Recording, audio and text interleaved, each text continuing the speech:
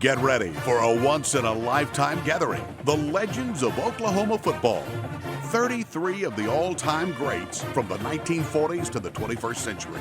6 decades of Oklahoma legends, including Claude Arnold, Bob Berry, Bo Bollinger, Brian Bosworth, Buddy Burris, Tony Casillas, Leon Cross, Eddie Crowder, George Cumbie, Steve Davis, Ricky Dixon, Jimbo Elrod, Bob Harrison, Keith Jackson, Merv Johnson, Bill Kreischer, Buddy Leak, Ken Mendenhall, Jack Mildren, Jay O'Neill, Greg Pruitt, Jim Riley, Jakey Sandifer, Dewey Selman, Billy Sims, Barry Switzer, Jerry Thompson, Spencer Tillman, Jerry Tubbs, Uwe von Schaman, Bob Warback, Joe Washington, Steve Zabel. It's the stories, the lives, the championships, the losses, the coaches, but most of all, the legends talking about their love for Oklahoma football. Now settle back. It's the first quarter, and it's kickoff time. With all the success that you guys have had, there's only one of us in this room right now who's wearing 2 wristwatches. Why? Because he can. I guess he's got all the extra money. Might as well. Now, Spencer, what's the deal? You're just trying to show us up with an extra wristwatch or what? No, I'm not trying to show anybody up there. I'm serious. I'm going to pass the man that hat before I leave. I didn't come here for nothing. What's the deal on that? That's a sobering thought. I mean, I don't know if it's the kind of story to start this off with, but I shared this with Coach Switzer, and I've since shared it with Keith a while back in an event that he had me come speak to in April. And I don't know if you remember, Coach, but this was in Dallas. You were still with the Cowboys at the time, and I had an experience where I was sitting in the Marriott Hotel lobby watching, it was New Year's Eve, getting ready to do one of the games. I can't remember if it was Northwestern, Tennessee, Florida Citrus Bowl. And Kenny Smith, who is the TNT guy, one of your cohorts now, even though in a different sport, walks up behind me and slaps me on the back of the neck and says, "What are you doing?" And I was just sitting there by myself, just watching it. It's about 11:58. Dick Clark was doing his deal with the bulb, everything coming down, and I looked up there and I said, "That's interesting." It reminded me of something. There's a quote by Zoran Kierkegaard, and he said that all of us must make noise on New Year's Eve to drown out the macabre sound of grass growing over our graves. It was better when we had hourglasses. The clocks deceive us, but we had to invent them, but we needed the deception. For the rotating hands give us the illusion that time goes on forever. And meanwhile, we curse the hourglass because indeed it's a constant reminder that time is truly running out. And so one of these watches doesn't work. It stopped. Time run out. It's just a constant reminder that when we come together like this, these are rare moments. You got to bring it all in, suck it all in, never let it go. So that's why I wear 2 watches. That's a great story. I'm not a pimp or nothing.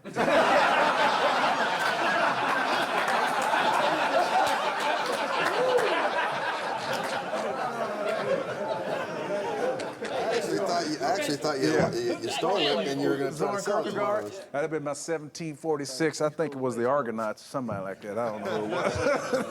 Hey, little Joe, how's your knee doing, by the way? Little Joe, how's your knee doing? That's pretty tough coming out here. What, day after surgery? Day after surgery. I sneaked out. Did you? I just left them a note, told them I was gone. But they made me, at least sign a release, of course, the old release. Make sure I tear my crutches around a little bit, but wouldn't miss it for the world. How many operations was that? 10. 10. I saw you opted for the gray instead of the silver shoes. Well, you know what? I figured if I go silver, I might forget. Yeah, I might have a flashback and tear up something else down here, but. No. What do you think, Bob? Since we're taping this on Sunday, should we sit back now for the gospel according to Barry? Right, exactly. Coach Switzer? Hey, I was just trying to reflect on the silver shoes. I've forgotten about that. When we recruited little Joe out of Port Arthur, Texas, that I was told that the guy had a bag of shoes he carried with him. Most of them were silver. And whatever school he went to, that he was going to have to play with those silver shoes. Well, I'd already heard Darryl said, hell, he's going to wear what we wear. And I heard that they said that up in Colorado and wherever else. And I said, I hadn't even seen tape the guy yet. Well, I looked at the film of the guy, and I said, I don't care if someone's played barefoot.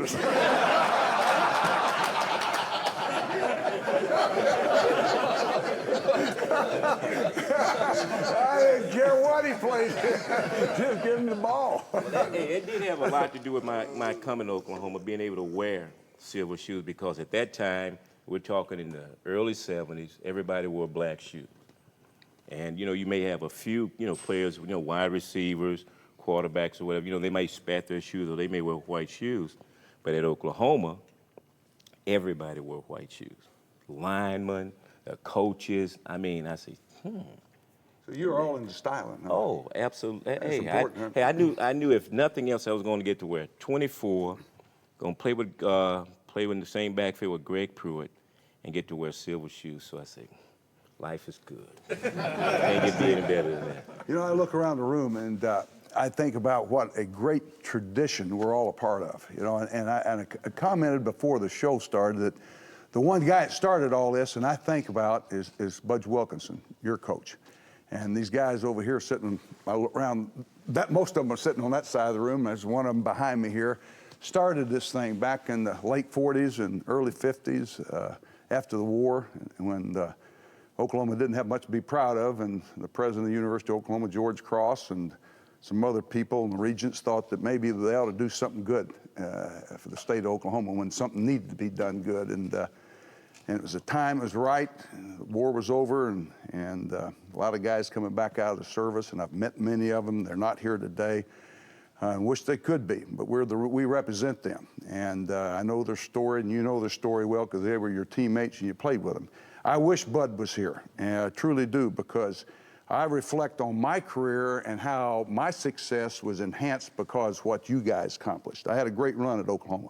And the reason why, Eddie, Art and Claude, Buddy, Leon, was because of what you guys did, Bill, at Oklahoma. Because when I went in to sell my program, they knew what I was selling. I had a vehicle, I had a product to sell because of what Bud, Dr. Cross, and you players were able to accomplish in your careers. Coach Switzer, you said after one of the Orange Bowl victory, I said that you evened the record with Bud. And I think Coach Stoops, don't you guys think Coach Stoops drew on what your success and also Bud's? I think he's embraced that. I think that's the smartest thing. When he came to town, I said, this guy's got it together because he's doing all the right things. Not because of what I would have done, it's because it was the right thing to do. And he's a smart guy, and he embraced all the family and the tradition and brought everybody back, made everybody be proud to be an Oklahoma Sooner football player.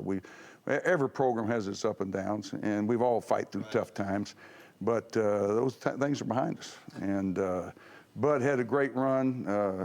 I had a great run, and Stoops is going to have a great run. So it's we're a part of something that's been great in college football. Why don't We you all guys be proud. tell a story about Bud or Hey, can I say something for a minute? It's amazing because he brought up Bob Stoops, and what year was that they played Arkansas in the in Cotton Bowl a couple of years ago? Yes. And I was sitting up talking to Stoops' family. And it was right, I think the year later they offered Stoops the job at Florida or something. They were talking about leaving. And I mentioned to Stoops' brother, I said, Bud and Barry made a great run, and I feel that Stoops could do it. And it seemed like he's on that way, so. Do you think the young guys of today embrace the history? Do they know the history? I look at it from where I live. How about in Oklahoma? Do the young guys of today really appreciate I don't think 17, 18, 19-year-olds appreciate till they get older like us and know what they're really, truly a part of. They're about winning. Don't you all think, Eddie? Well, let me just mention, I'm in Colorado and been there for a long time. The things that are being done by the University of Oklahoma to embrace those of us who played a long time ago are so much better than they do at other places. There are some places I'm sure do, like Notre Dame and so on, but the extension of the tradition that's being extended to us as long time ago guys is better at Oklahoma. I am treated a whole lot better at the University of Oklahoma than I am by the University of Colorado. And that's understandable because I live right there and I'm a part of that thing in an ongoing way, but Oklahoma reaches out to its former people, and I think that's bringing it back to the young players so that they are getting an appreciation like the All-America weekend they had. Yeah, my hat's off to Joe Castiglione. I Absolutely. think Joe, and of course, he and Bob Stoops seem to have a great relationship. And I don't know if this was Joe's idea about that first game that flashed back to the 60s and the 50s there, but I know Bob embraced it and just made it a great weekend. Everybody that was there could feel and enjoy that, you know, and like Eddie said, you could feel the reaching out to us, making us feel part of it, and it was great. Wish the hell I'd been there. I was in the Amazon River. I would have swam back there. It was raining hard enough. You could have been swimming that day. You know, we got a guy sitting here that's accomplished, and I don't know if my guys, I say my guys that played for me over here, realize what Jay O'Neal did at quarterback at the University of Oklahoma, what his career was like. And I don't know if it's true or not. You all know that little Joe, that in junior high school, he never lost a football game. High school, he never lost a football game. He went to the University of Oklahoma and never played in a damn losing football game. He never has experienced losing ever a football game. Then I became a coach. Hey, Steve became a coach. The guy sitting behind you, Jerry Tubbs, is in the same boat from Breckenridge. Is that right? Lost His career? one in high school and none in Oklahoma. Lost one, huh? college. Lost two. But it's all right. You know, I mean, That's as time coach's fault. goes on, It wasn't that's players, close it's coach's enough. fault. That's Joe Kerbel's fault, right? Right. That's Breckenridge. Jimbo, you want to jump in? Barry, there's two guys here that were part of that after the war thing. Buddy, great story, and Claude Arnold. And boy, it'd be great for these guys to hear those stories because I was a junior high kid going to Norman on Saturday morning. Because if you wore your leather jacket, they let you sit down in the end zone. Of course, in September, it's hotter than hell, and you're just sweating like crazy. But to watch these guys play was just absolutely fabulous, and I'd really love for these guys to hear some of those stories. They're really great. Buddy? Well, I'll tell you what, fellas. You overlooked the best shots we had there in Norman all this time. George Cross. And he was one of the reasons we had that glue that kept us together. Now, I have tried to say this to some people down there at OU, and I don't know that they listen to me very much because I hope I wouldn't listen to me either. But George Cross had a lot to do with our football success back there in those days. He was for the program, and he was for the coaches, and he was for the men, and every time you looked around, he had a chance he'd be out there on the practice field. I remember taking pictures, and he'd be there, and I was surprised a lot of times. Texas games or bowl games, George Cross was usually right there in front of everybody. And I think we got a president down here now that's going to be that way. I hope. You don't know. Time will tell. Yeah. Jimbo, you want to jump in before? I don't think any of the links between our traditions is stronger than Oklahoma because it's just a small story, but we were getting ready to go play Michigan in the Orange Bowl, get a shot at the national championship, and I get this letter, and it's from Eddie Crowder. And he just congratulated, he was at Colorado then, congratulated me, you know, praised me, and just, you know, I'm saying, what is this, you know? And it just made me feel, you know, part of this family and how it extends, you know, throughout the United States. So I still have that letter to this day at my mother's house. I forgot about it. I think it's because it probably was a violation of the rules.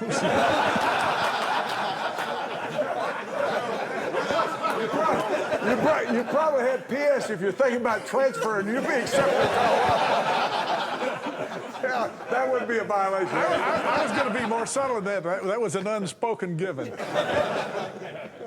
And since we're talking about Eddie, I grew up in Colorado and wanted to play football at Colorado in the worst way, and Eddie didn't want me, so I ended up at Oklahoma. Thanks, Eddie. Another unsolicited testimonial right there, huh? I want to talk about Coach Wilkinson. You know, I've only known the man by reputation from a distance. Wherever you go, when you do series like this, the guys want to talk about Bear Bryant, about Ara Parsegian, wherever school you're at. Let's talk about the coach a little bit.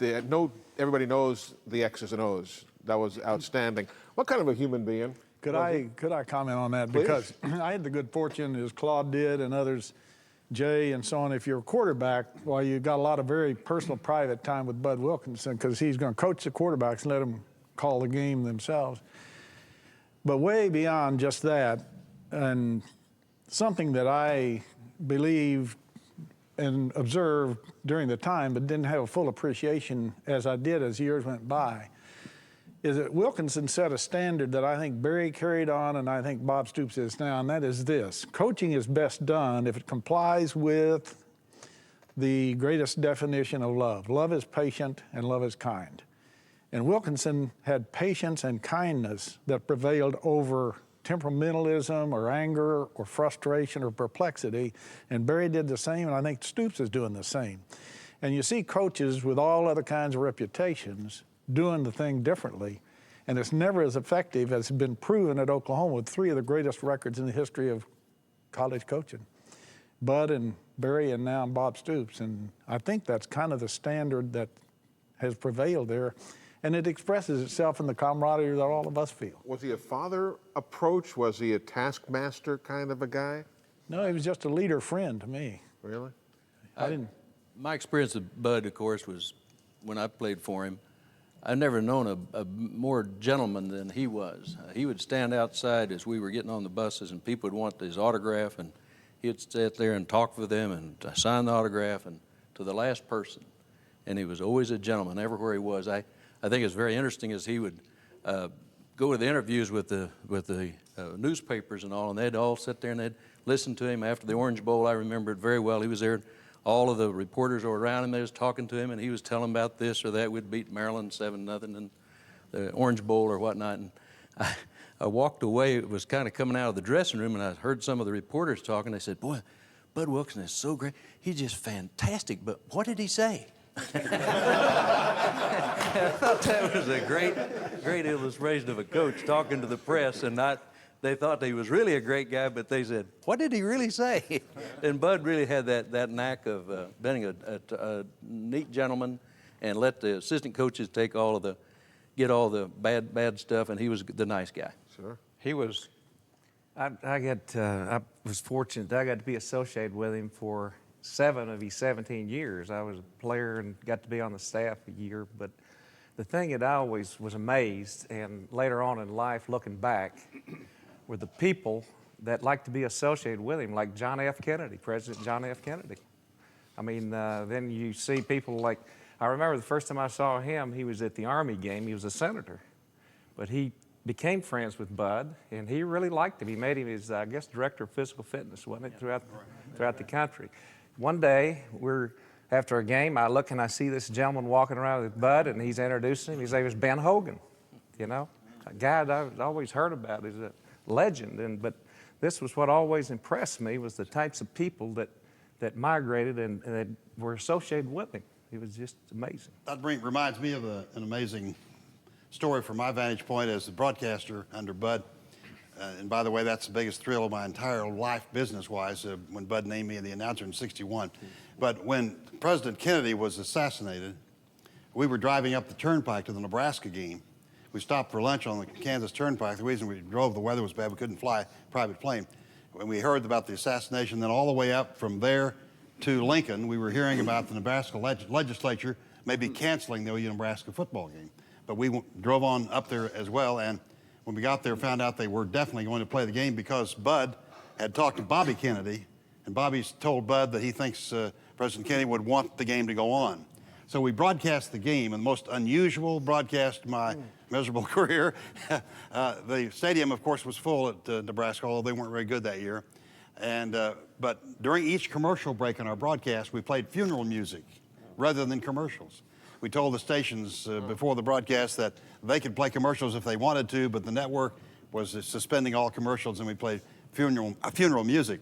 And it was most unusual crowd because they cheered but really didn't cheer. Everybody was sort of stunned at what had happened. But I just thought that was a classy thing for Bud, of course, to confer with the Kennedys to see whether or not to play the game. Most unusual situation. And people don't realize either what Coach Switzer said about Bud. You know, when I was in school in the late 40s, on Saturdays, people said, "Boy, I bet you had trouble getting tickets." Nah, never. You know, want to go to a game today? Yeah, let's go. Walk in the stadium, about 35,000 people there. And Bud wanted to enlarge the stadium. They said, "Well, what do you want to enlarge it for? You can't fill it the way it is." So what I'm saying is, he started all this. He got the thing going. And that is a tremendous deal. And one other thing, then I'll shut up here for the moment. Barry is the greatest coach I've ever been around who will talk to the media and say something. Hey, Merv, tell us about, we started, Bob was just saying how this started, this changes, this develops, and so on. You've been around, you're the guy, you've been there. Yeah. Not too long, no, you've made a heck of a life out of it. Does the football program change significantly from administration to administration, or does the tradition and the pride and all just basically carry it on through? No, I don't think that tradition and pride can carry it through without the man at the top, you know, embracing the past and acknowledging that it's really important to him and his program. And certainly Barry did a great job of that. And of course, you talk about Barry, the thing that makes people in Oklahoma love Barry so much is the fact that he's going to say what he thinks. He's going to tell you how he feels. And most of us are guarded and careful in what we say. And of course, the people love him because he says what he thinks. And sometimes it upsets you, but most of the time you really appreciate the fact that he's honest and candid with you. And Bob Stoops is very much the same way. Bob, I don't think Bob ever admitted going in to play anybody that he didn't have an awfully good chance to win.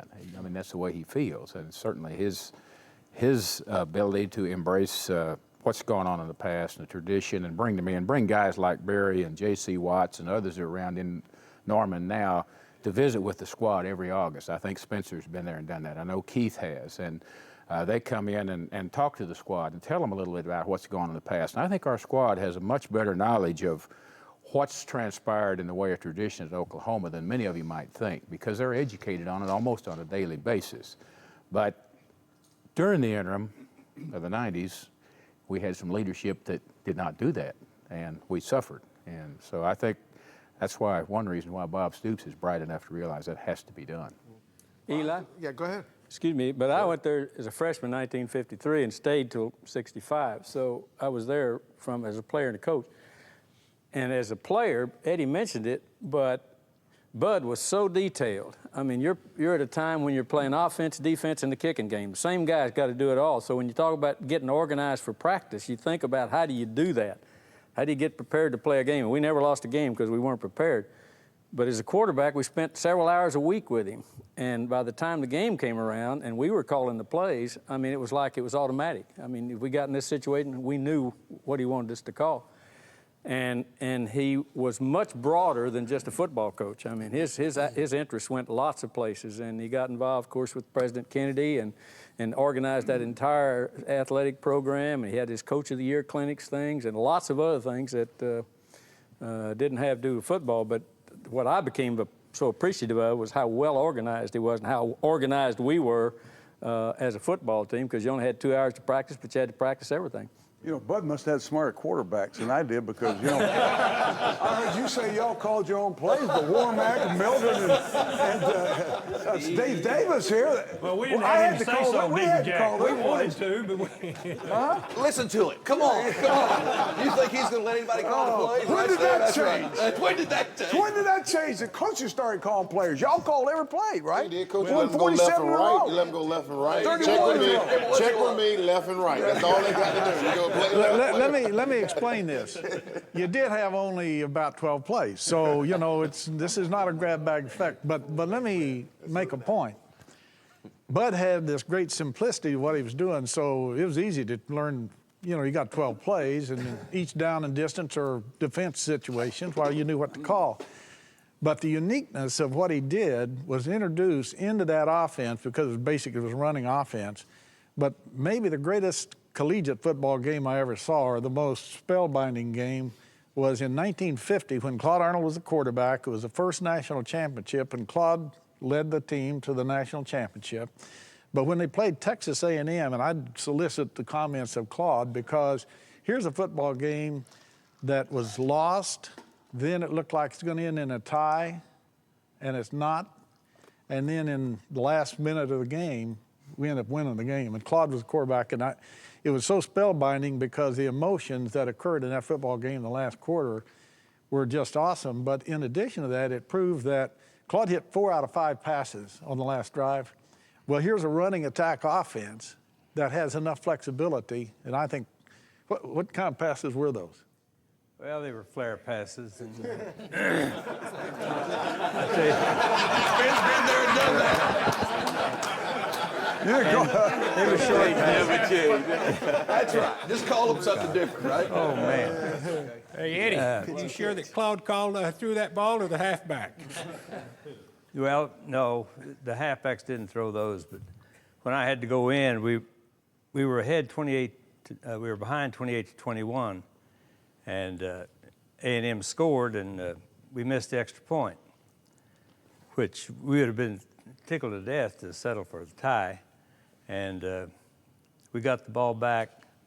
We held them and got the ball back with, I think, about a minute and a half to go. And when I went in, I knew I didn't have to ask what we were going to call or what type of play we were going to run, because, you know, you're always apprehensive about throwing the ball out with Bud and the split tee.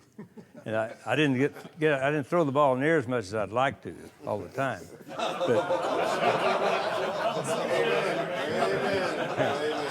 But that's another story. When I went into that game, well, there was no choice, and I didn't have to ask Bud what type of thing we were going to do. So we went 69 yards in, I think, about a minute, and scored from the 4, pitched out to Leon Heath.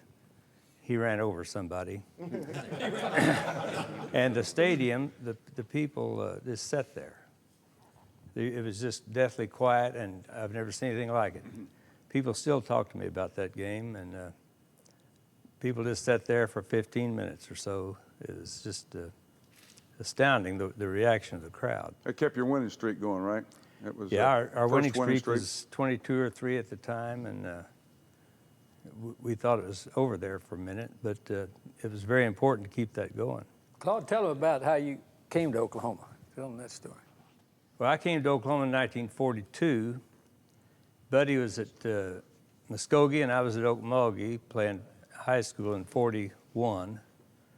I was a freshman at Oklahoma in 42, and played my freshman year, and then went to service and played 3 years. Came back, and they were running the split tee, and Jack Mitchell was the quarterback. He was a great runner, but he was a halfback playing quarterback, which is apropos at the time. And the quarterback didn't throw but one little old pass a game.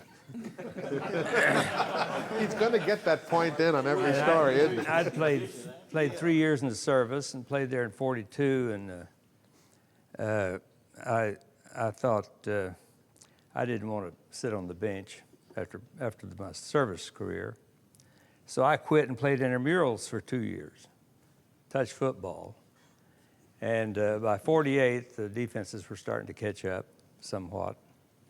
And Bud welcomed me back, and I just fit in a lot better. And people talked about me being discovered on the intramural field after I'd played as a freshman in 42 and played in the service for 3 years, but it was a little bit more than intramurals.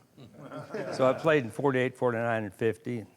But then I was 26, and then didn't play for a year, and then got calls, and I went to Canada for 3 years. So I played off and on till I was 30. Hell, that's how old Billy was when he came out of the hooks.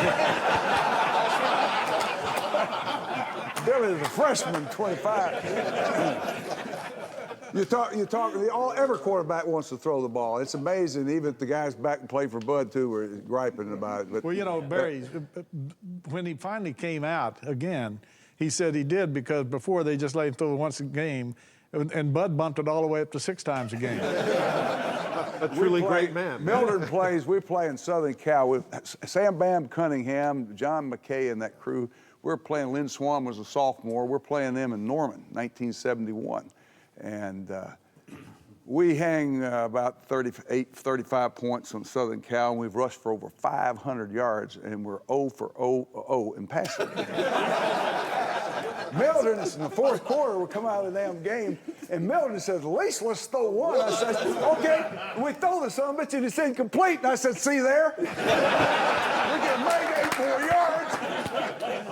We had 8 more rushing yards you had, Jack. Pruitt was averaging 9.4 a carry, and he wants to throw the football. In the USC game, I had a jersey, in the hello, goodbye. It really came from Coach Switzer. And Coach Switzer said, I got this shirt I want you to wear. And I liked it, hello, goodbye. And he said, well, put it on. The front, goodbye on the He back. said, well, put it on and, go to class. So I'm on my way to class, and reporters find me, and they start taking pictures of me, and I'm enjoying all of it. So when I get back to practice, Coach Switzer say, now by now that picture's in the USC locker room, so it better be hello, goodbye Saturday.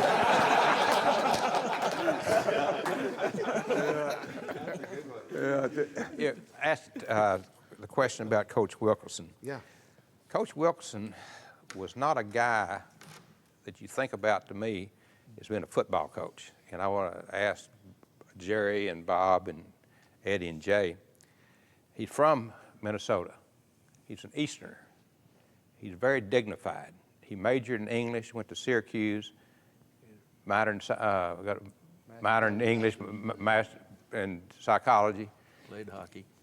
You don't think about him. He's a very dignified gentleman. And his presence, the respect for him, and he was not, did not scream and holler, but the dignity that he had, the respect was there. But you wouldn't think the average that he was a football coach. His father did not want him to coach, I don't think. It was beneath the family of their kind of a aristocratic family, as I understand it.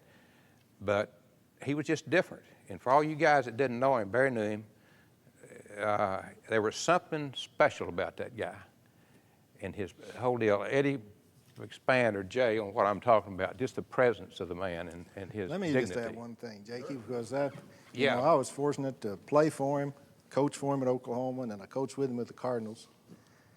I've never, ever heard him raise his voice to anybody. Never said anything, a vulgar word on a football field. He wasn't allowed. Had nothing bad to say about anybody, and was just very much a gentleman all the time, and never raised his voice to one player on a football field ever. He just expects you to do your job, and we all admired him and respected him a lot. Where'd all this yelling and screaming come from that coaches do Well, now? I The heard young him folks- say "damn" one time when my junior year. That's What'd the you do? first time. Yeah, that's right. Now you think I'm lying, but I'm telling the truth. No. We don't think you're lying. We just think you misunderstood. Well, that's a possibility. Let me say, Jerry, I heard him say damn when Joe Don Looney was there. Hey, from what I've heard here today, Jim Dent ought to get the death penalty. Jerry, how would you describe him? Am I right, that dignity and that presence he had? Well, I mean, just like the cursing. I mean, we never had any cursing on the field at all. There's two ways to go. One way you can cuss, another way you can't cuss. They both win. But I sure did appreciated him not cussing me out a lot of times. One thing that we played Texas A&M in '51, and Billy ran a punt back right before the half to catch up 7-7, and we all went in the locker room jumping up and down, hollering, and he came in and he said, "I don't know who in the hell y'all think y'all are, but you're getting beat out there tonight." Well, he did say hell. I remember the first time I met Bud, and it's really interesting because coming to the University of Oklahoma, and even at that time, a lot of the people that played here, you see the pictures on the walls. You can't just walk through any one of the buildings, our dressing room, whatever, and not see these guys. Then all of a sudden, they're coming to function at practice and talking to coach and whatever else. And one thing I remember about Coach Wilkinson, I always wanted to meet him, but it was just something about him that you felt that you wouldn't actually just go up and just say and introduce yourself to him, because some of the functions you'd come back, you'd see him with his wife in their ballroom dancing, and I mean he's twirling her around or whatever else, and you think, gee, this is the guy. Here you are at the University of Oklahoma, and you're scared to talk to him. So he's now coaching St. Louis, and I'm with Baltimore. And I'm still afraid, he's walking across the field. And, you still, because as I say, when you, at the University of Oklahoma, I mean, guys are, I mean, you're just larger than life, basically. And he's walking across the field, and I want to say something to him. So I don't. So finally, I catch a pitch out, and I get run out of bounds over on his side, and I walk back, and I say, Coach, I just want to say, I told him I actually tried to introduce myself to him during the game, and he said, "Look, Joe, I know who you are. It's nice meeting you. Go on back over." Carrying that reverence a little far. I know exactly what you're talking. I was scared of him. I mean, I played for him, but I was really scared.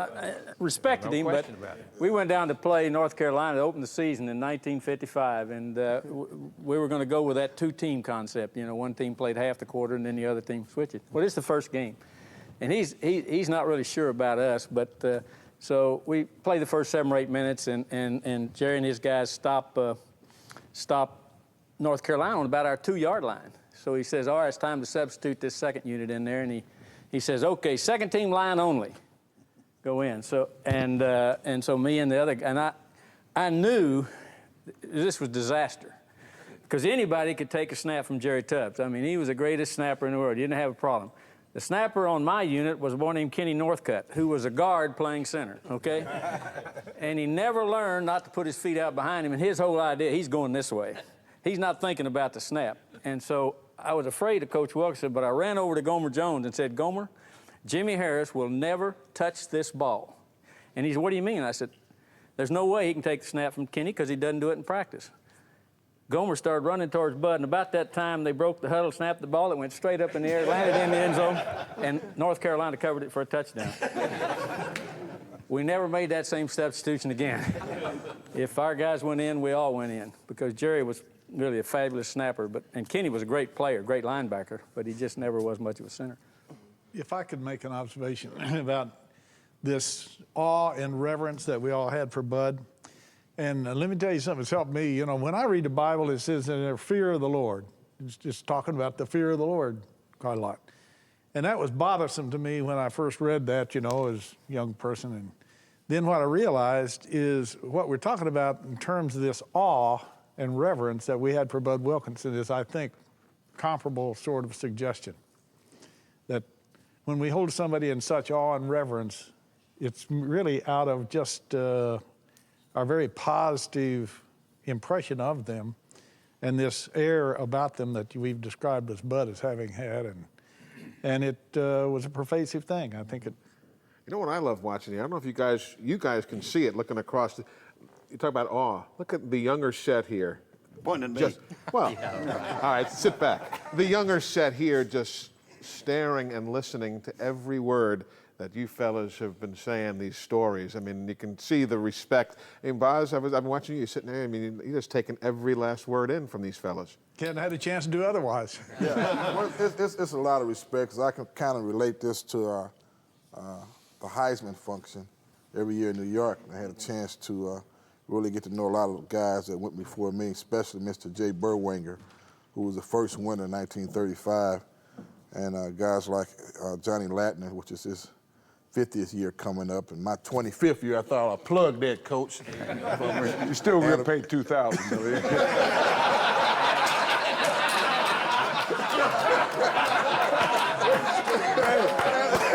Hey, yo, listen, before he goes on, Pruitt and I were sitting on the bus ride over here this morning.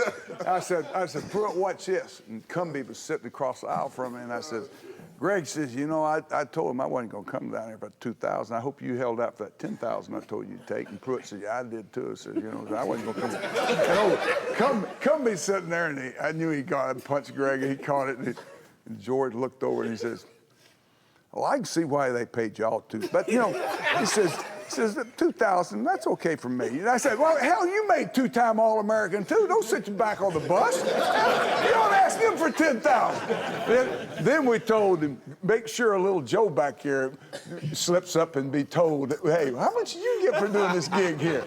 Well, Billy walks in, he hears we all got 10,000. Billy said, I ain't signed no contracts or balls yet. I ain't signing a ball. Well, anyway, go on with your story, Billy. Set up by your buddies. Yeah, I see.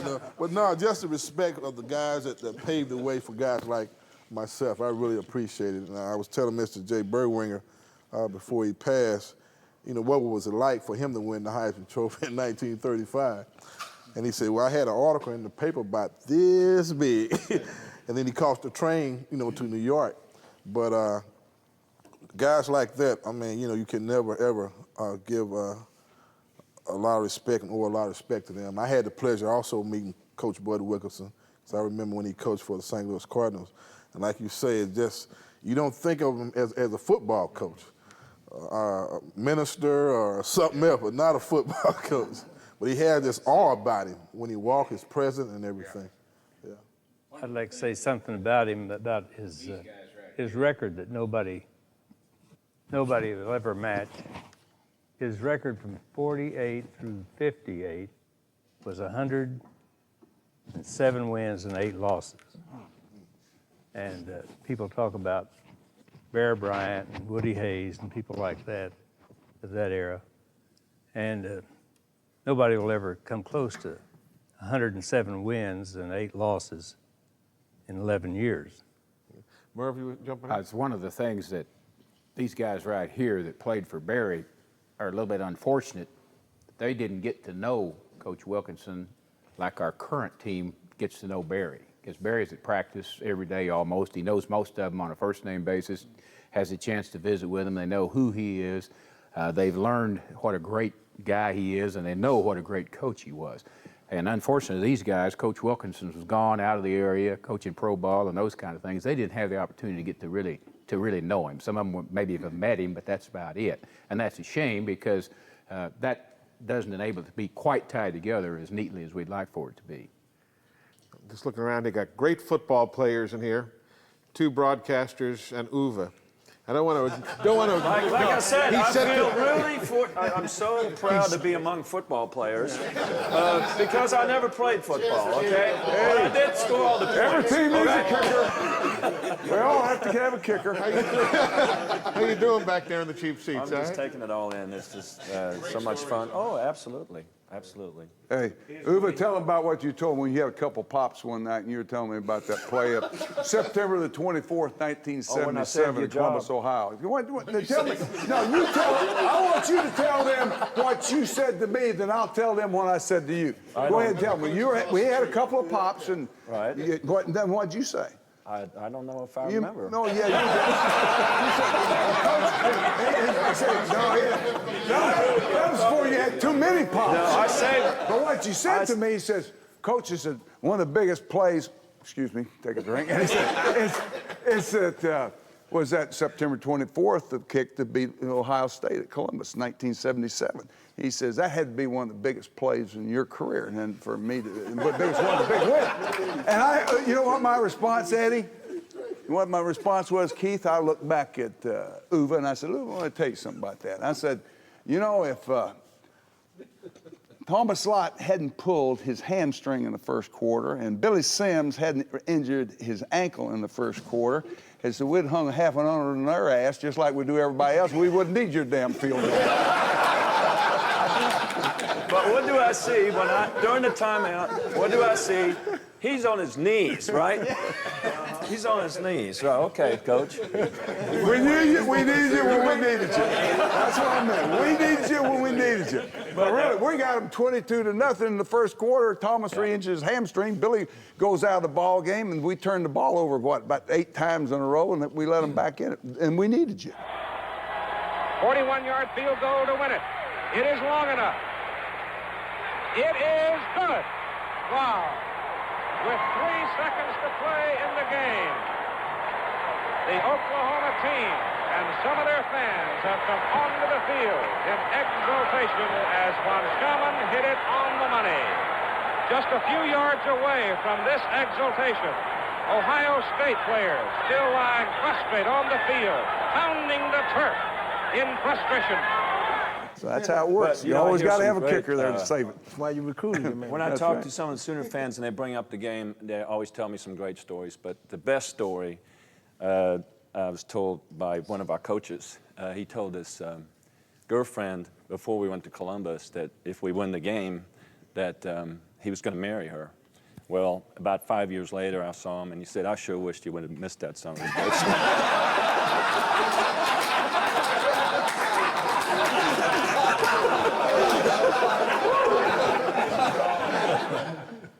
That was one of the biggest plays in Oklahoma football. Well, there's Am no I right? question about it. No question. No about question. It. Am I But right? Uber Yeah. was wanting to brag about it. I want to put I it, don't kind know, of put but it in it place is. in good fun. It was really, Yeah. wasn't it? But I promise you this. If Thomas doesn't re-injure his hamstring and Billy doesn't go out of the game, we're going to hang half 100 on him.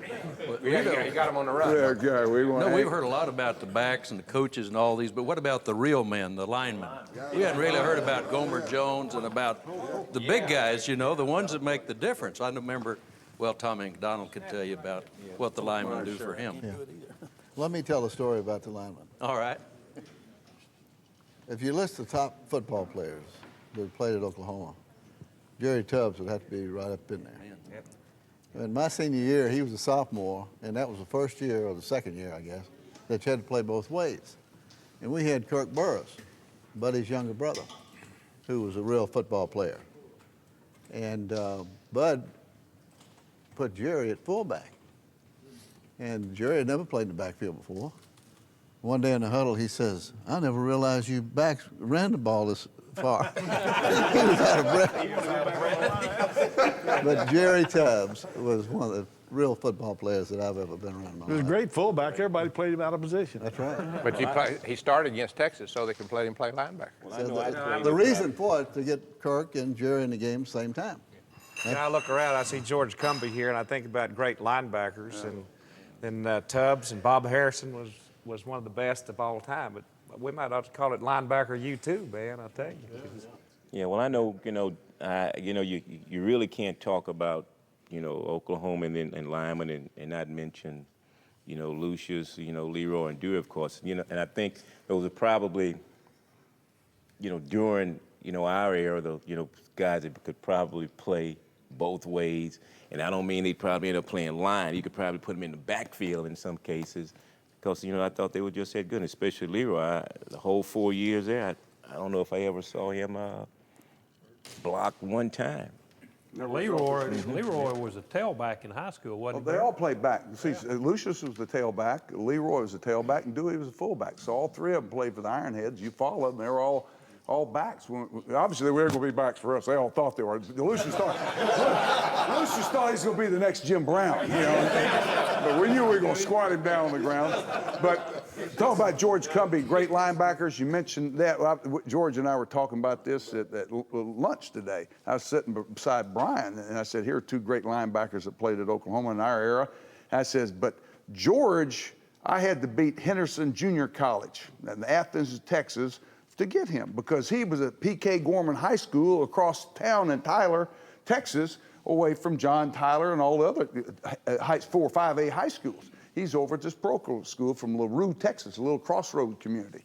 And I find out about him, and I go over and get some film, and I take it back and said, Laceville, look at this kid. We hear he's a pretty good linebacker. Well, Laceville goes back there, and he said, comes to my office a few minutes later. So you need to come look at this film. Everybody across town recruiting Earl Campbell. We go back there and sit down, and we look at this film. This kid makes every tackle, sideline to sideline, every play. Then runs the ball and scores every play. So I said, let's offer this kid, bring him in to visit. We bring him in and offer him a scholarship. Well, I got assigned Kenny King. Billy Sims, we had a great recruiting year that year. I got Billy Sims out here in Hooks, Texas. I got Clarendon, Texas, Kenny King over, Greg Roberts, the Tabor twins over here, Thomas Lott down here at San Antonio. And I got to fly around and get all these kids. But Billy's going to want me to sign him at 8 o'clock. Kenny King's going to want me to sign him at 8 o'clock. You've been on that switch before. And I said, Billy, I got an idea here. Billy says, why don't you hide out for a couple of days, see? Let all the dust clear and all these guys get signed, then you get all the attention. No headlines will be on you. Where's Billy? He buys this. See, boy, that sounds like a good idea. So you're going to get all the headlines. So I go to Clarendon, Texas. I get to sign Kenny King, see? So I'm with Kenny that night in some pool hall in Clarendon, Texas. He got his girlfriend. We check into a motel. I got connecting rooms. I'm with Eddie Kenny, and that's a recruit. That's just recruit. But anyway, the next day I fly to Tyler, Texas, and George's grandmama, Precious Heart, and his granddaddy, it's who he lived with. They're sitting there at a little table in the Tyler Airport, and I land there, and we taxi up, and I get out my papers and run up there and sit down Steve, and I'm going to sign George Cumbie. Nobody's recruiting. North Texas State, who was it? Howard Payne? Howard Payne, and University of Oklahoma. He's scared to death. And he says, Coach, I think I'm just going to go to Henderson Junior College. I said, you're not coming to the University of Oklahoma? I said, George, I don't care if Texas A&M, those guys aren't recruiting you. You can play. Trust me, you're a great player. Well, anyway, I overcome Henderson County Junior College, and we sign it, and he comes to Oklahoma, and obviously he was three-time All-American at our place, great player, and you never know where they come from. Yeah, I remember you told me that if I went anywhere else, no matter where I went, if we played you, if Oklahoma played you, we were going to beat you.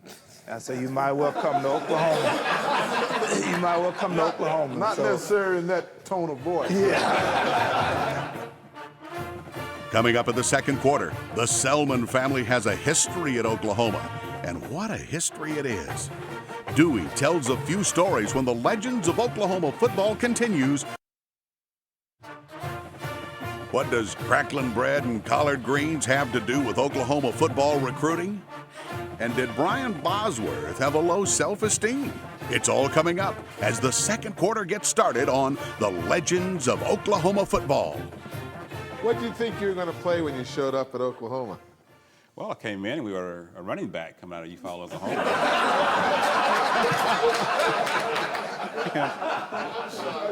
And in my opinion, I thought it was pretty good. Here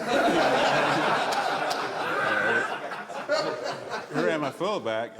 I'm a blocking back for Leroy. He was trying to run up my tail end all night long. And we get there, and he's there, his first year there and coming in. And first day of practice and stuff, we thought it was pretty fast too. We chase a few pigs around and catch them all day long. And then I saw this guy walking around with these silver shoes on, and he's out there. He's making moves at top speed like we've never seen before. Me and Leroy looked at us very, very quickly. We deduced, I don't think we're going to be running backs anymore. I tell you what, though, I had to play linebacker in the All-State game against Leroy and Dewey at fullback and tailback. You don't think that wasn't ridiculous? And I'm glad they went to Oklahoma because I got real lucky. Everybody ran away from him, and I got to make plays and be All-American. It was great. It was a great time to be a Sooner, and I think it's been a great time in the 50s to be a Sooner. And for me, it's great because when I was being recruited by Chuck Fairbanks, who was the last season there before Coach Woods came on, who was assistant there at that time.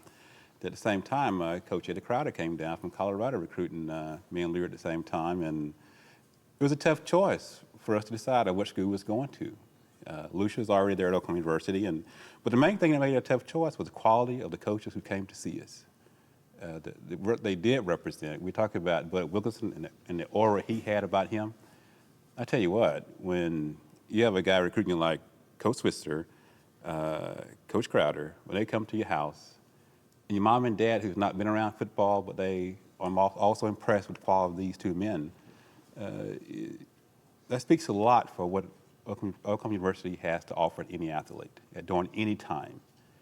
And my own opinion and stuff, I really think that we as a group, and it may go back to Bud, to Cross, something was started, something good.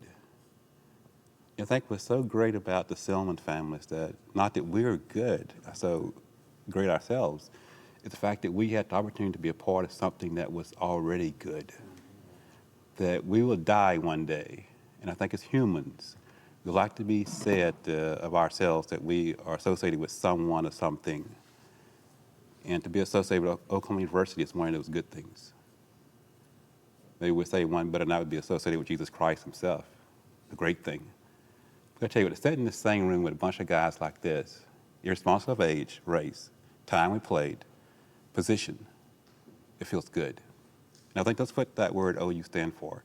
If you're there, you feel good at all times. Keith, I see Keith just nodding away and agreeing. Well, let me tell you, that makes me want to cry because you know what? You know, when you hear me talk about the Selmans and my players I know because I know them, because I've lived with them and understand them, it's when I get to have you hear what they are. Not just a nose guard and a tackle, 2 tackles, and a family from Eufaula, Oklahoma. You get to see the depth of what we mean and what we talk about when you say, God bless Miss Selman. You know what I mean? Because you've never heard Selman, Dewey, or any of the Selmans articulate themselves, have you? Have you? Really? Bill, have you? I've been privileged to You've been hear his brother. Most of you had. And that's what, Jerry, you hadn't, had you? Absolutely not. Is that impressive? Absolutely. See, that's what I mean. That's good stuff, Dewey. You got to tell the You're one recruiting full story, fan. Coach. What's that? You got to tell them how you recruited Lucius. You just said, go ahead and sign him. Remember No, you said about his height?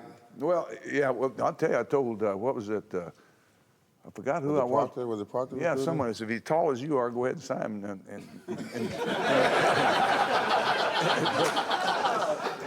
Yeah, it was a different deal. But after I saw those 2 young guys, those 2 young pups come in, I said, my gosh, that's his brothers?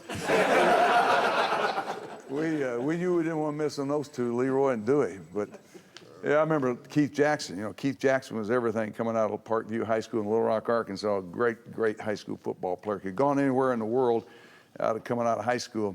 Comes to Wishbone School in Oklahoma. That was maybe a big mistake for him, but great for Oklahoma football. But I'll never forget the day he comes in my office, just like you did lie to me, quarterbacks. though, Yeah, Coach. but You did lie to me, allowed though. you to come in there and sit down with me. It's like he's quarterback. They want to throw the ball. He says, Coach, I need the ball in my hands. I need the ball in my hands. I said, y'all don't throw the ball enough for me. Hand me the ball. You know what happens that day? I leave that office, don't I? Yep. I said, come with me. I walked down to the offensive coordinator's room. I walked in there, didn't I? Yep. I had my arm on him. Walk in there and I tell that offensive staff, hold on, turn off the projector. And say, we got a great football player here. I believe he can make plays and win ball games. I said, I want you to get the damn ball in his hands. I don't care how you do it. Get the ball in his hands. Are you happy? Just don't throw it to him. No, I didn't say just don't throw it to him. I turned around, boss. I turned around. Hey, that's why I turned around and said, you happy now, Keith? And he said, yes, sir. It said, as long as they get the ball in my hand. You know, we put the tight end reverse in that day in practice. Went out, worked on the tight end reverse that day. Comes the Nebraska ball game, and we're standing on the sidelines in 1985, and we just put it in that week. And Bobby Bell, my hunting fishing coach, standing beside me. And first third down of the ball game, third play of the game, we were 88 yards from the goal. And Don says, let's run that, let's put that ball in Keith's hands and see if he can make a big play for it. And Bobby Bell says, what are you calling here? And I said, we're going to score a touchdown. And that's exactly what I said to him. Hell, I don't know what we're just going to get the ball in his hands. He runs 88 yards for a touchdown.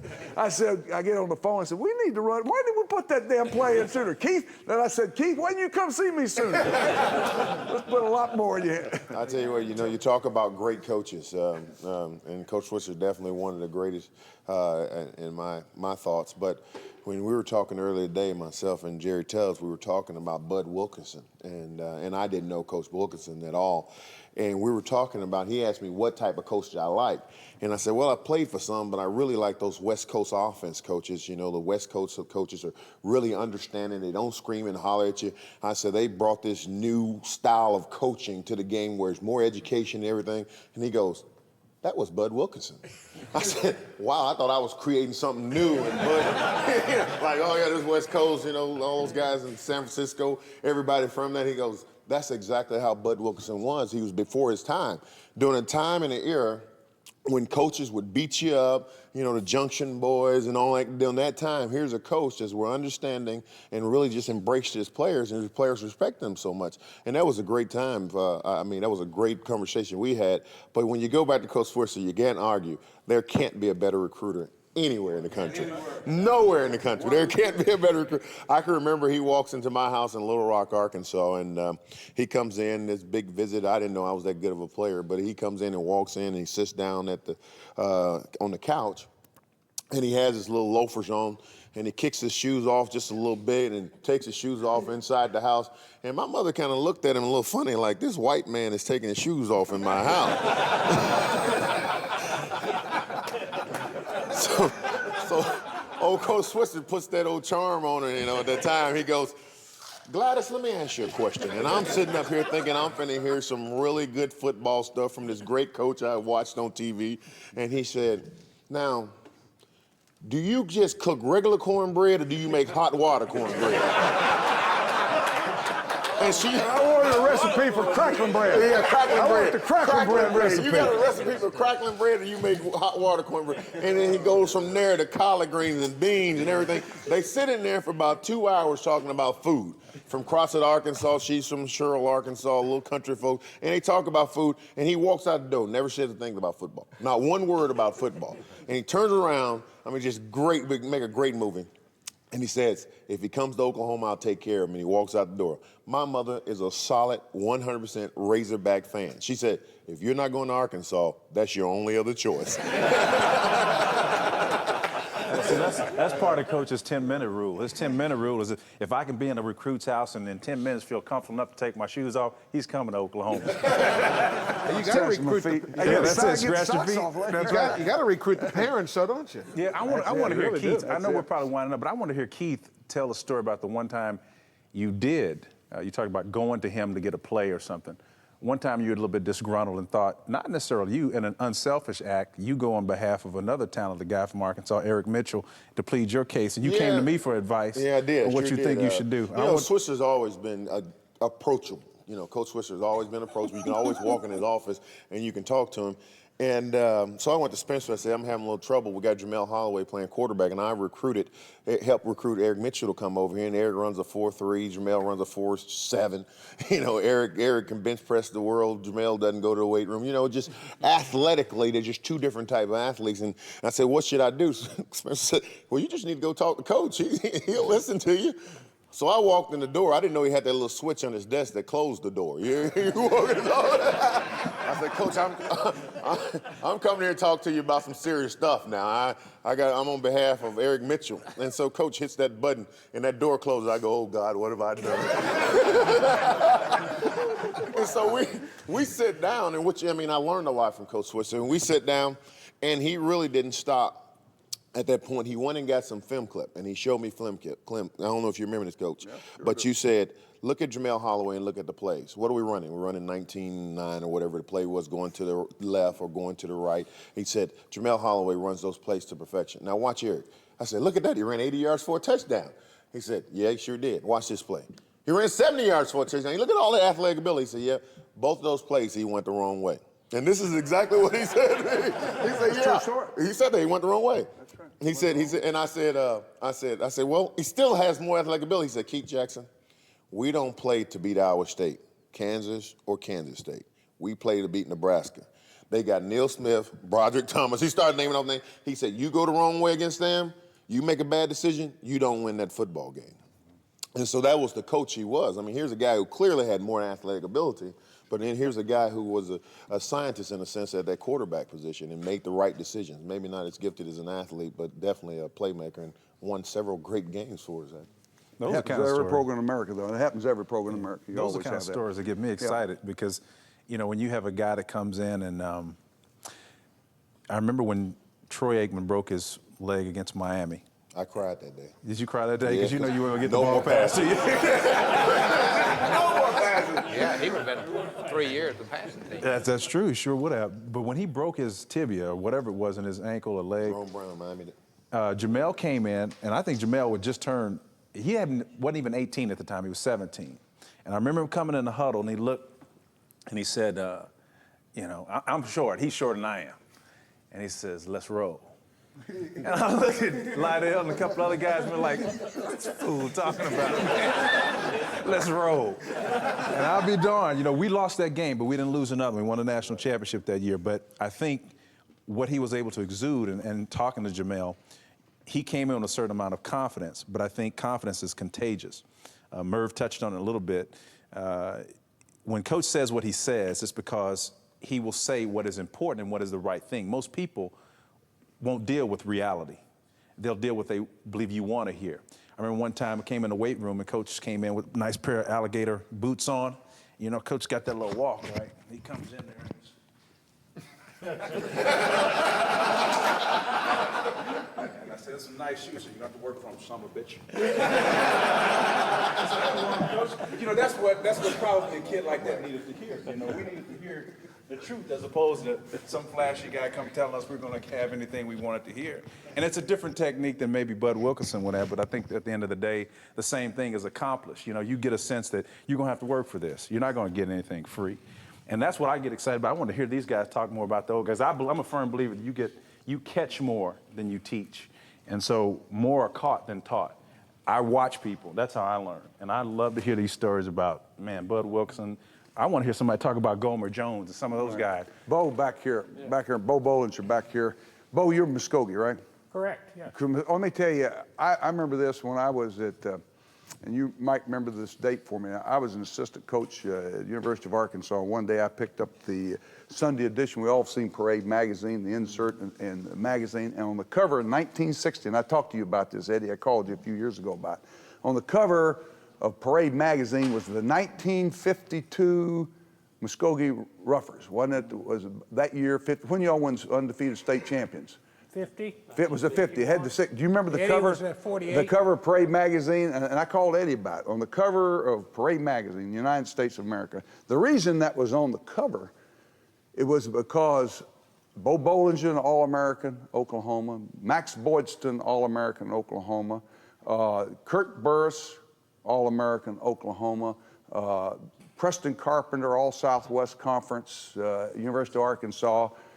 Name the rest of them. Bob Burris was Bob Burris, all Big Eight at Oklahoma. There were about 7 or 8 players on that team on the Parade magazine from Muskogee, Oklahoma. There were 4 or 5 of them All-Americans, and all the rest of them were all conference players on a high school team in Muskogee, Oklahoma. It was the cover of the magazine. I remember in 1943 years ago, looking at that, and I said, I've heard about this tradition. We were Coach fortunate. Paul We had a very good coach there, and Eddie can verify this, named Paul Young, and he knew how to teach people and how to teach people to play hard and get in shape and that type of thing. Great guy.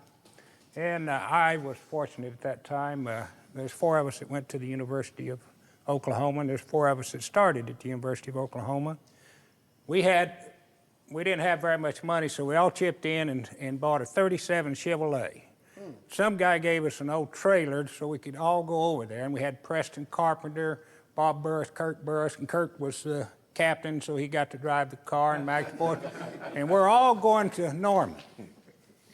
I think it was Bowden Wyatt was the coach at Arkansas. He went over and took Preston off to the side. And we were real thrilled about going, and it's really our fault because we should have never worked out before we left, because that's when Bowden appeared. Well, Preston walked up and says, I've changed my mind, took his stuff out of the car and goes to the University of Arkansas. And he's a great player, and I have spent a long time, and it goes back to Buddy Burris. He hauled Bob and I around to get a job in the oil patch where they taught us how to cuss. Bob, you were recruited by Paul Bear Bryant and Bud Wilkinson. Talk about that. Coach Wilkinson, as we've said, was a fine gentleman. Bear was a little rough around the edges, and I remember Coach Bryant came down to visit about 2 or 3 times, and one day, all the people at Stanford just, especially the ladies, loved him.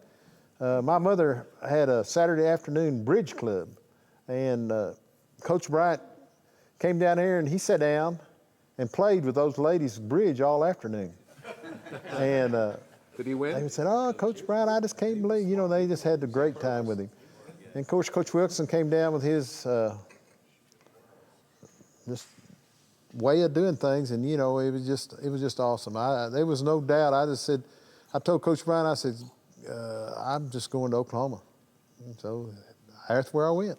And you weren't the only guy. I guess you got recruited kind of. I was going to say, at least he talked to you. Yeah. When I went to Alabama, I know it was his Oklahoma deal, but I went to Alabama and I was sitting there in front of Bear Bryant's desk, and he had that big old oak or whatever, dark paneling in the room, real ominous looking place, and that big soft couch, and it was purposely set down like this, and so you were looking up at him.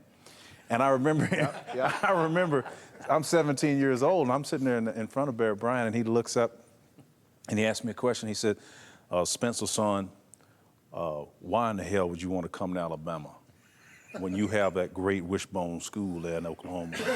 And I thought I gave him an eloquent response, you know, gave him a nice answer. He didn't say another word to me for 25 minutes. Didn't know what happened. Didn't say anything. You mean you just sat there? 10 years later, I'm a free agent, leaving Houston, looking around at some places. Marty Schottenheimer's brother was on that staff as an assistant for Bear Bryant. He walks down the hall at Kansas City while I'm there, and Marty's now the head coach at Kansas City. And I said, let me ask you a question. You look awful familiar. So were you on Bear Bryant's staff that year I was there? And he said, yeah, that was me. I said, do you know he never said anything? He said, yeah, I know. He never said a word to you. I said, why didn't he say anything to me? He said, because he's Bear Bryant. He knew you wasn't coming to Oklahoma. I mean, to Alabama. He said, you knew you were lying. So he wasn't going to waste any time.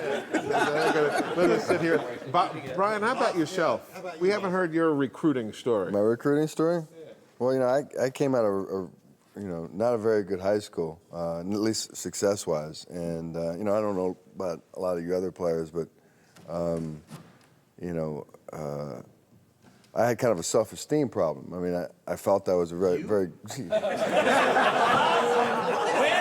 was, the haircut. I knew where haircut This guy in 1984 was Dennis Rodman before Dennis Rodman ever thought about it. Yeah, but there was a seed that got planted and then that got watered, and I think it's probably the fault of the man sitting next to me. My father was really hard on me, and you did a good job of winning my father over. And when I grew up, I was a redneck. I was born in Oklahoma, and then I got transplanted to Texas, and I got fortunate enough that I got to go back and spend some time with my grandfather on his farm in Little Meeker, Oklahoma.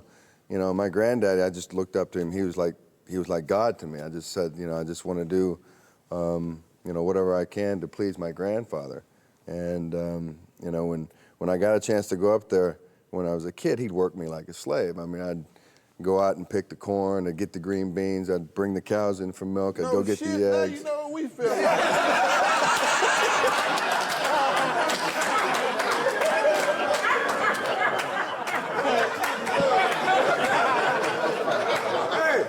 Hey, Dewey, he like way up them hogs in a minute. Yeah, got a chance. Okay, come on, fish story now. We got to hear this. Well, I got paid though. I get paid a 6-pack of Coke, and and he would grant me the privilege of going home and getting him a Stag beer, and I would run back as fast as I could, and I'd hand it to him, and he smoked. Is that you ringing? Now I'm going to turn it off. I forgot something. It's your grandfather.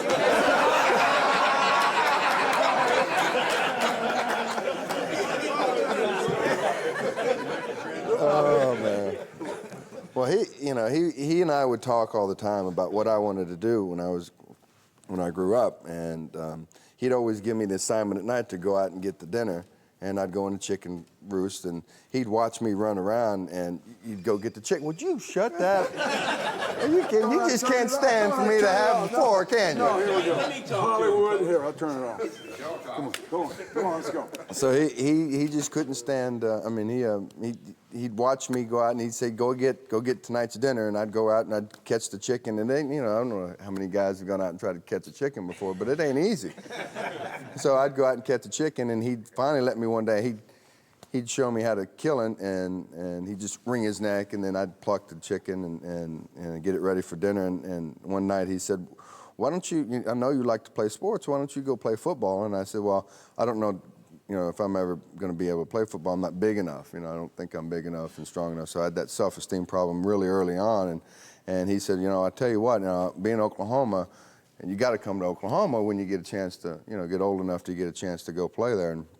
And that's kind of when it started in my mind. I said, I always want to be there because that's what my granddaddy wanted me to do. And he always said, if you ever make it big, I want you to buy me a titty pink Cadillac. And I'd never seen a titty pink Cadillac before. But I was determined. Well, you and Billy got something else in common.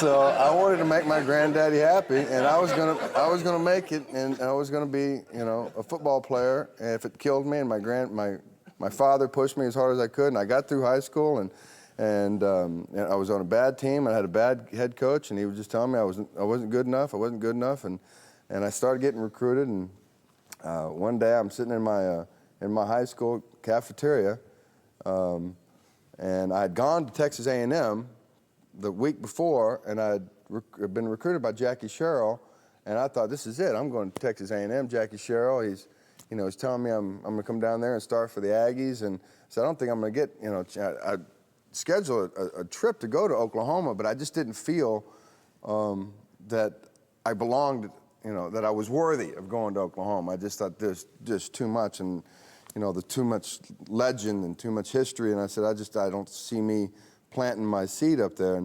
And Coach Switzer, I guess, found out the very next day that I'd committed to Texas A&M, and I'm sitting in my high school cafeteria, and there's 3,000 kids in my school, so there's 1,000 of us in the cafeteria, and I'm looking across, and I see this cat walk in a full-length mink coat. And I go, it can't be, because all the other coaches would come and they'd pull me out of class and take me in. Here he comes and he calls me out. Hey, where's Boss? Where's Boss? And I go, oh no. And he's got the rings on. I know you want one of these. I know you want one of these. You don't get it today, So he convinced me to come up, and I sat down in his office, and I said, Coach, why are you recruiting me? I mean, you got so many great players here, and you so many,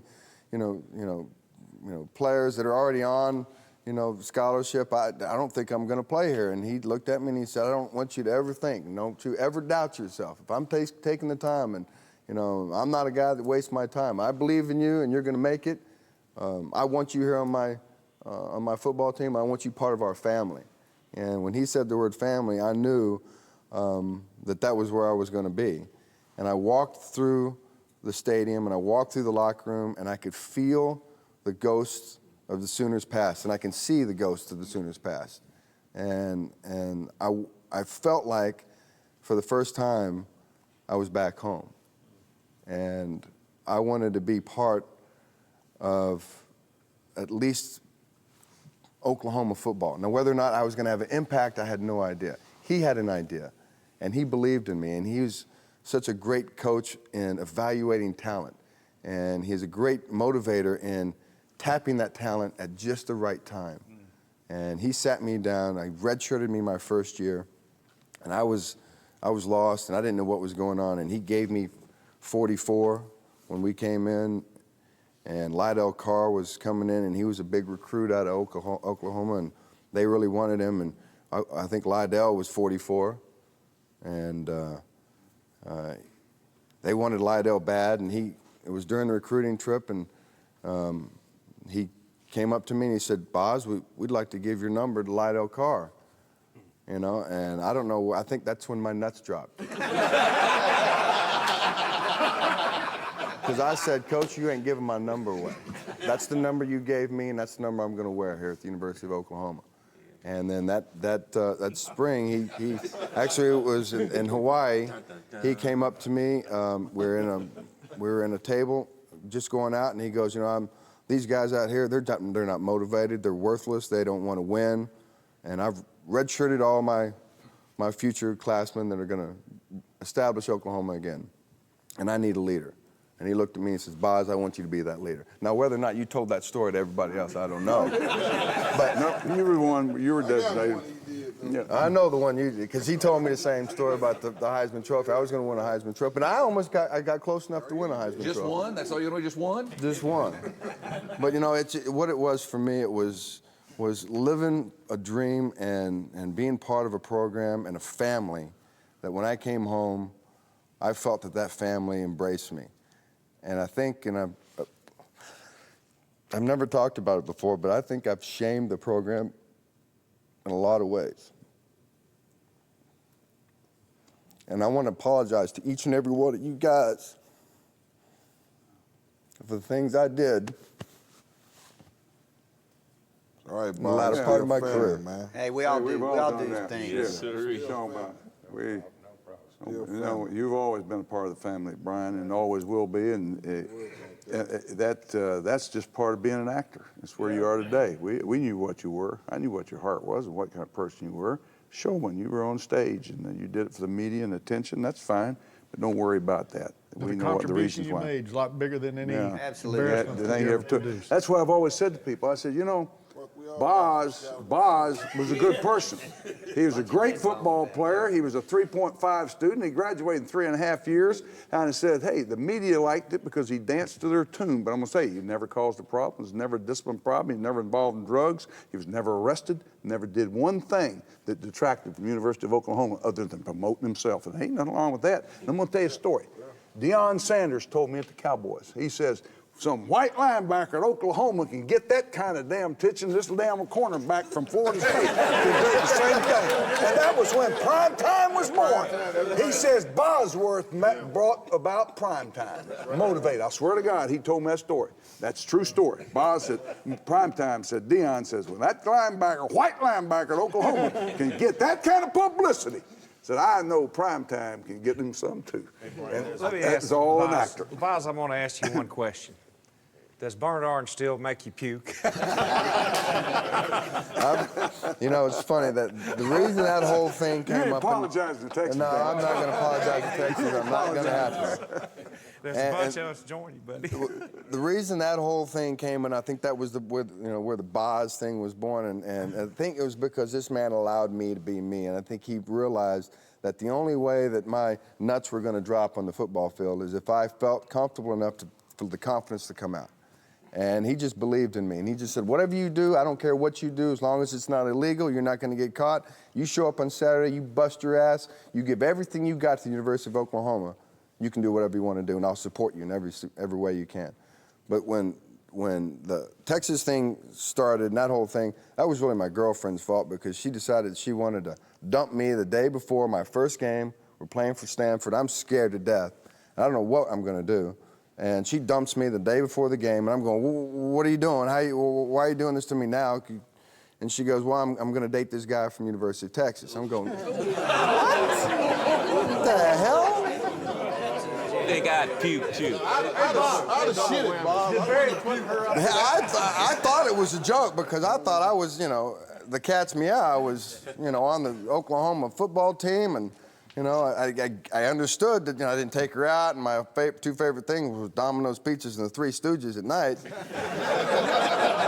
So I understood that, and I'll get better. But she didn't buy that. But the thing that really pissed me off is she asked me after she told me she was going to date this guy from University of Texas, can you get me Oklahoma, Texas tickets? And remember, that was the game. It was number 1 versus number 2. We played, in that rainstorm, and I was meaner and madder. I just wanted to kill every girl that had orange on. And I happened to walk in the locker room, and the first, reporter, after that, she landed that bomb on me. She says, how do you feel about University of Texas? So my true feelings came out at that particular time. What about the acronym? What about the acronym for NCAA? That's what I want to know. What about the NCAA acronym? Again, I got to, give credit where credit is due. And, again, they were screwing with me all year long. And remember, I was spatting my shoes. I didn't have silver shoes back then because I used to just spat my shoes and write little names and anecdotes and stuff on it. So that was the first time I did it. I put Fred on one side, Anchors upside down on the other. And I guess the NCAA didn't like that too much. And I was just having fun. I was just, you guys were having fun. We were having, you know why we had fun? Because we loved each other. That's right. You know what? When a team looks out for each other and they love each other, genuinely love each other, they don't have to be the most talented team in the world, but you're going to get the most out of them. You know, every single player, you can look down next to you and he might not be the best player in the world, but you know damn well you're going to get 110% out of him, and that 110% along with your 110% is enough to beat anybody on the football field, you know, because you believe in what you're doing and there's chemistry, and that's where magic comes from. But when we were screwing around with the shoes and I was getting a little bit out of control and the hair and all the other stuff was going on, and I got caught up in it, and Coach Switzer was having fun, and when you're winning, the climate of winning creates, you know, this crazy atmosphere, and we were in Colorado, and they came up to me, or it might have been you came up to me before the game and said, Boz, they're going to kick you out of the game if you write anything on your shoes. And I'd already written it on the shoes, and we were going out just like, you know, 30 seconds before the game time, so I'm over scribbling black marker all over my shoes. And we invented, I guess I invented the black shoe then. Because then they went to black shoes, and I think they stopped the game a couple of plays in, and you know, you're over there going, that's he doesn't have anything on his shoes, he's fine, he's playing, let's play this game. And we're in Boulder, Colorado, you know, and we're kicking their ass, and I remember one play, and again, I was getting all mad because I'm thinking everybody's taking, you know, a shot at me, and it was my own fault because I was putting a big bullseye on my chest. And I remember, I think they were running the wishbone, and they were just about to come into their own, and I ran around the corner, and I made a play out there on the sideline, and I came around to the student section, and I saw them up there, and I just gave them one of these, you know. And some idiot in the stands threw a frozen Coke bottle and hit that cheerleader in the head, and they had to stop the game. And I said, oh my God, my actions are now affecting the game, you know, and I needed to get control of it. Game was over with 28-0. Coach Switzer's over on the sideline, and I'm standing over there next to him, and he goes, hell, boss, don't stand next to me. They'll think I'll throw something at me.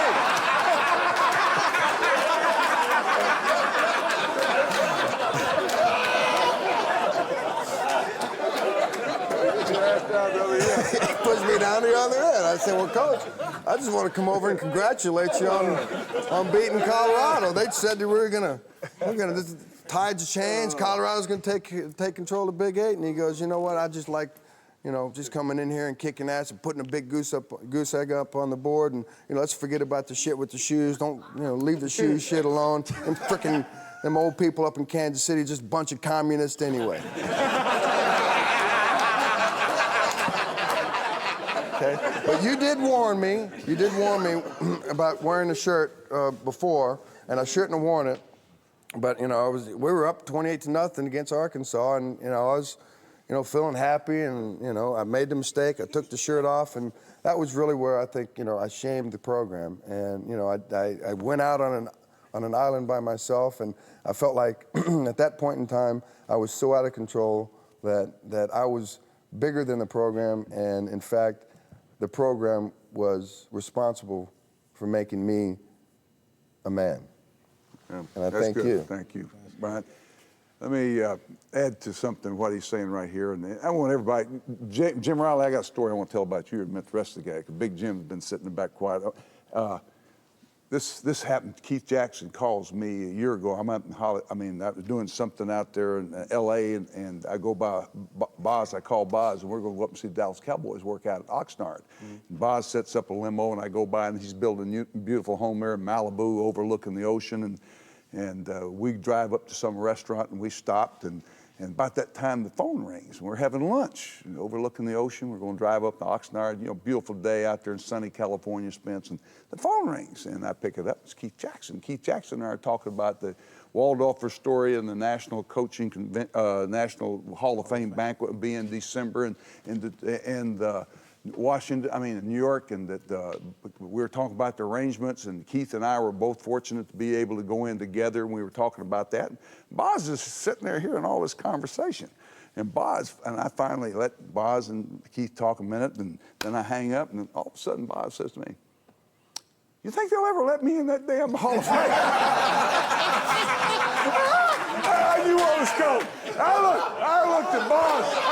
I said, Boz, as long as they've kept me out of that damn thing, I said, and you wearing that T-shirt at that Orange Bowl, I said, they got my memory like an elephant. I said, I think you're going to have to wait a hell of a long time. I don't think it'll have to be as long as you I know it's something wrong, and I think you're probably the greatest tight end that's probably played in college football. Offensive player of the century, Oklahoma. Just in case you didn't know. Just in case you didn't know. He was a tight end on a wishbone football team. We were the #1 defense statistically ever. 27.5 yards per catch. Only made big plays in big games, that's all. I mean, you just throw that stuff aside. Just throw that aside. Now you know how Pete Rose feels. Hey, Big Jim Riley sitting back there. Big Jim, did you get a chance to talk to Don Shula? Were you in town for the game yesterday or just flying today? Don Shula and I don't talk. Oh, you don't? Well, you played for him. We hadn't talked in years. You played for him? I was a lineman. Oh, you didn't talk to him? Coach Shula never talked to linemen. In fact, 25-year reunion, which was 5 years ago, at our 72 undefeated season, 25 years, that's how old it was. And Coach Shula comes up to a bunch of us linemen. We're all standing over there, and they're having a press conference because none of them wants to talk to us. So we're talking to each other. He comes over and tells a joke, and he never did tell jokes. His joke was real bad. None of us laughed. Manny Fernandez, who was my roommate for 5 of my 6 years with the Dolphins, says, you know, Coach, actually, we're the ones that made you famous. You hadn't done a whole lot since we left. He said, I just wanted you to know that. Shula walks off shaking his hand and said, these guys will never change. And we thought that was funny. I want to say something to you, Brian. I'm proud to be sitting in this group with you sitting here with us today. I really am. Son, one thing you forgot about what you were, all that stuff you said you were doing, you were just a kid, #1. That's all you were. But I tell you what, just in the few minutes that you talked a while ago, man, it's pretty strong stuff. And I think you have a lot of what I try to instill in all my guys that I work with. It's called integrity. God bless you, Brian Bosworth.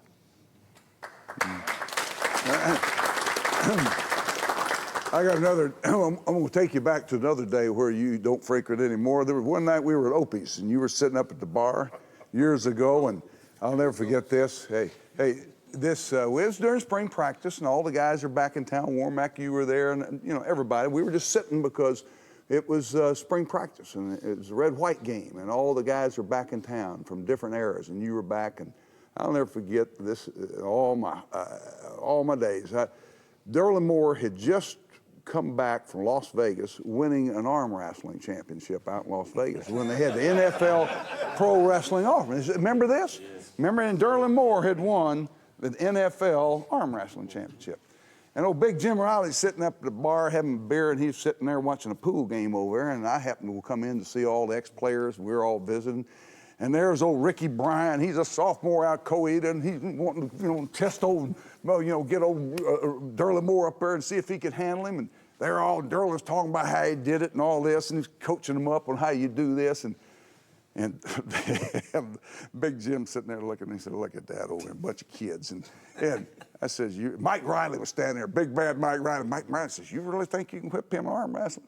And Jim looked at me and says, just like that.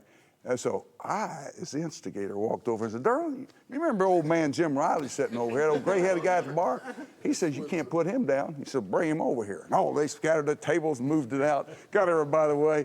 They walked over there, and they put his hand up. Someone put his hand on top, and he moved it, and Jim Riley went, boom! Got up and walked away. Derlin, wait a minute. No, let's do that again. Let's do that again. Remember? He said, left-handed or right-handed? He said, no, right hand. Put it up there again. He took his off, and Jim this time just looked at him, then went, boom. True story? Yes, sir. Went back over and finished his beer. Oh, I tell you what, all those young football players, Ricky Bryan, all turned and looked at Jim. Who is he? Where's he play? Hey, just one of the old guys. You mentioned something about the red-white game that unfortunately is not what it used to be back, because these guys will remember that when I was there, we played true varsity alumni game. And the alumni could all come back, and some of you played in it because the pros hadn't shut you down yet. And I can remember playing against Buddy and his bunch. I mean, here we're 18, 19 years old, and they're 27, 28, and you got Jack Jacobs and Jim Weatherall and Buddy and all that bunch, Leon Heath, and it was Stanley West. It was a real football game. In the 3 years that Jerry and I were there, we never lost a game in the season. We never beat the alumni team. Yeah, there was a reason for that, because Bud would give the plays to the alumni that you were going to run. Well, they did get to set the defense for us, but I guarantee you it was an absolute football game, and it was probably one of the toughest games we ever played. It was damn rough. Let me tell you, we're playing an alumni game. I'm a freshman, kind of supposed to be a hot shot. I'm playing safety. Indian Jack Jacobs kicks a punt about 4 miles high. The guy back there with me on the 10-yard line says, fair catch it. I'm blaming it on him. Should have let it go in the end zone. It hits me on the shoulder pad, goes in the end zone. Alumni fall on it, touchdown, Alumni. They're playing Boomer Sooner because Oklahoma has scored. I've scored for the opposite team. They're still playing Boomer Sooner. I have to go right by Coach Wilkinson on that bench. He's just looking at me. I'm just horrified. But I gave Alumni a touchdown. I talk about being scared of Wilkinson. That's got to be the only time in history that's ever happened. Yeah, I scored a touchdown for the opponents, and they play Boomer Sooner. That's the only time that's ever happened in history. Now, Steve Davis he went from scout team quarterback to starter in 1 year. Talk about that. Well, I was at a place that I probably didn't feel like I deserved to be. Coach Fairbanks, when they were trying to recruit me out of Salisbury, actually they weren't really recruiting me. Leon Cross was really probably my biggest supporter, and Coach Fairbanks, I don't think, wanted to offer me a scholarship. And Leon called and said, Clyde Crutchmer from Okmulgee is going to Colorado. We got one. Do you want it? And I said, hell yeah, I want it. And I got the last scholarship, and then I got to Oklahoma, and Bobby Warmack was my idol when I was in junior high school and growing up, and Bobby was one of my freshman coaches. And I'll never forget, Ron Fletcher was another assistant coach on that group, and Ron Fletcher made a statement that has lived with me forever. He says, he looked at all these wide-eyed freshmen, and he said, guys, prepare for your opportunity. And I dreamed about being an Oklahoma football player forever and ever. And when I got there, you know, I was the 8th quarterback of 8. They'd recruited all these 8 guys to replace you, Jack Mildren, and I was number 8. And actually, I was glad to be number 8. And actually, I was behind Larry McBroom, and he had a shoulder injury. But I was glad to be there, and so that freshman year I worked my way up, and then the next year they redshirted me, and Dave Robertson and Kerry Jackson were the 2 quarterbacks, and I'll never forget how proud I was of Dave Robertson at Colorado. Kerry got hurt. You remember this, Coach. Kerry got hurt. Dave Robertson got his bell rung, and Fairbanks was looking at me to warm up. I hadn't even thrown a ball. You know, I was scared to death. We were up in Boulder, and and Dave Robertson got knocked down, and he crawled back up. And then, and that year when we played Texas in the warm-up game. In warm-ups, I was a redshirt third team quarterback. I threw the ball right before the end of warm-up up about the 11th row of the Texas Stadium there in the Cotton Bowl. And Coach Switzer, we're going up the ramp, and Coach Switzer looked at me and said, you're going to have to get a hell of a lot better play here, boy.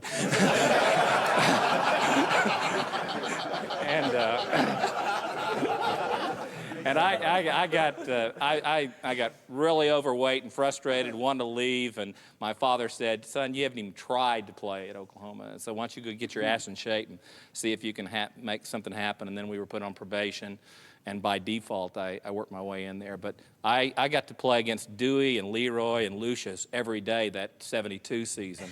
And all these guys would talk about playing against those guys once a year. I played them 3 times a week, and that's but it all worked out.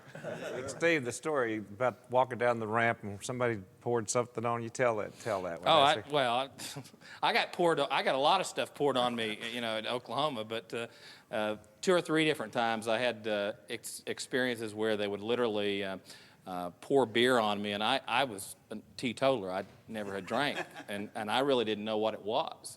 There were several players that did know what it was. They were able to identify it. So, but it was a wonderful experience. I thought it was Elrod that you asked. Yeah, well, it was Elrod. You know, but you talked about the connectivity of the years.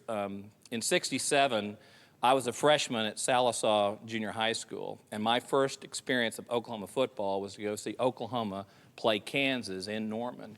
And you remember, Coach, before the games, you guys would walk out on the old baseball field and warm up. And so Bobby Warmack and Steve Zabel and these guys, and I'll never forget it because that was not too many years after they'd started wearing the red helmet with the double chin strap, and Bobby Warmack wore the eye black, the towel out of the front of the pants, the wristbands, everything about Bobby I just loved to look at. And I remember in high school, I wore the double chin strap and the same thing. And when my time came, that same experience, and probably every guy in here had a little bit of that happened to them. And so Bobby Warmack and Steve Zabel and Ken Mendenhall, a lot of these guys were really responsible for national championships later because they influenced not only me, I mean, I was nothing, but they influenced a lot of other great players to come to Oklahoma. Let me just mention the Wicked Worm and that pass to Zabel against Kansas. I heard well, this was for the Orange Bowl, remember? We threw oranges on the... Absolutely. And also, I heard a rumor that the defensive back, as you went by, said, "Oh, shit." Is that right? It was not a rumor. I remember it like it was yesterday. As I ran by him, he said, "Oh, shit." And then all of a sudden, I saw the ball coming, and I went, "Oh, shit." And thank God I caught it because after the game, Galen Hall said, "Zabel, if you'd have missed that pass, you'd have just kept on running." Well, Bobby, talk about the play and the drive. That's a heck of a drive.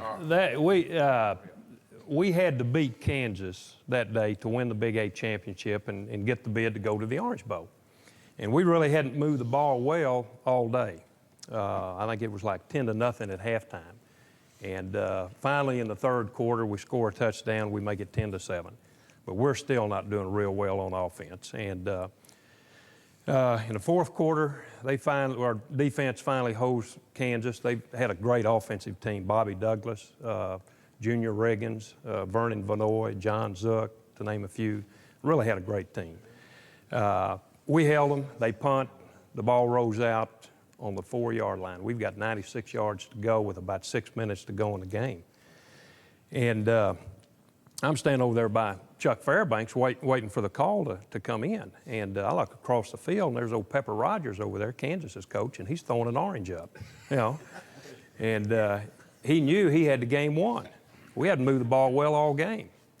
And Fairbanks gives me the play. It's a little jump pass to Steve Zabel. And I'm thinking, oh, shit. That's where it started. You know, we're on the 4-yard line, and our formation is such where Zabel's over here on the right, and they want me to make a fake over here and then jump back around this way and hit Zabel. That's pretty hard for a right-hander to do, and I'm running in there, and I'm thinking, maybe I'll just change this formation, put Zabel over here, and I'll fake it this way and go here. It's a lot easier. But I had learned my lesson earlier to not change plays. So I didn't change the play. And we made the fake over here. We hit Zabel, and he goes down to about the 15-yard line, so we got a little running room. So we start pounding Owens in there, and he's picking up some yardage and so forth, and we're beginning to click, and we're beginning to get a little rhythm. And, you know, we hit a pass or two. We hit Killingsworth over there for 8 to 10 yards, and we finally get 4th and 1 on about the 45. We got to go for it. You know, there's about 4 minutes to go in the ball game. And so we pound Owens up in there. He gets the first down, so we've got drive alive, and we're still going. And finally, we get it down on the 30-yard line, and Switzer makes the call, and it's a fake to Owens off tackle. And we're throwing the ball deep to Zabel. And I knew when we called it in the huddle, and everybody else did, this was it. I mean, this was going to be the play. It's, you know, we're down 10-7. We got about a minute to go in the ball game. And as soon as I went back and planted the foot and threw the ball, I think that was the only spiral I threw my whole career. But Zabel catches it going right over his shoulder into the end zone, and just immediately, Oranges were just pelted the field. Second down play. 7 yards to go. Warmack takes the ball to Owens. Back to pass. Throws deep for Zabel in the end zone.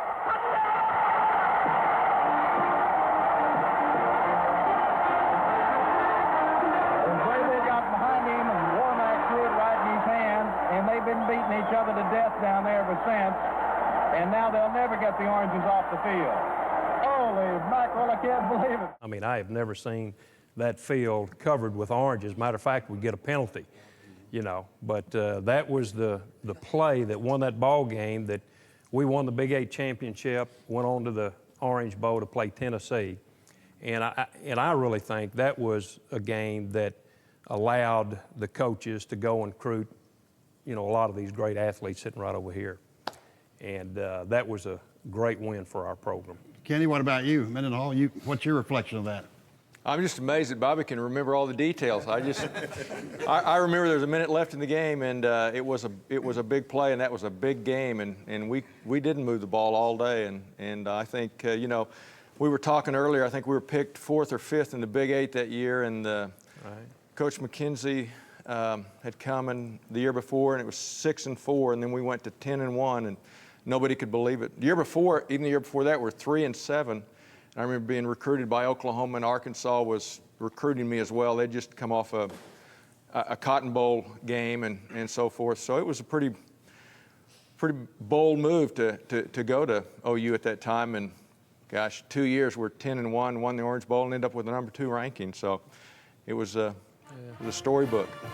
It's halftime, but when we return to the third quarter, we'll hear more stories from the legends and talk about some much-loved coaches.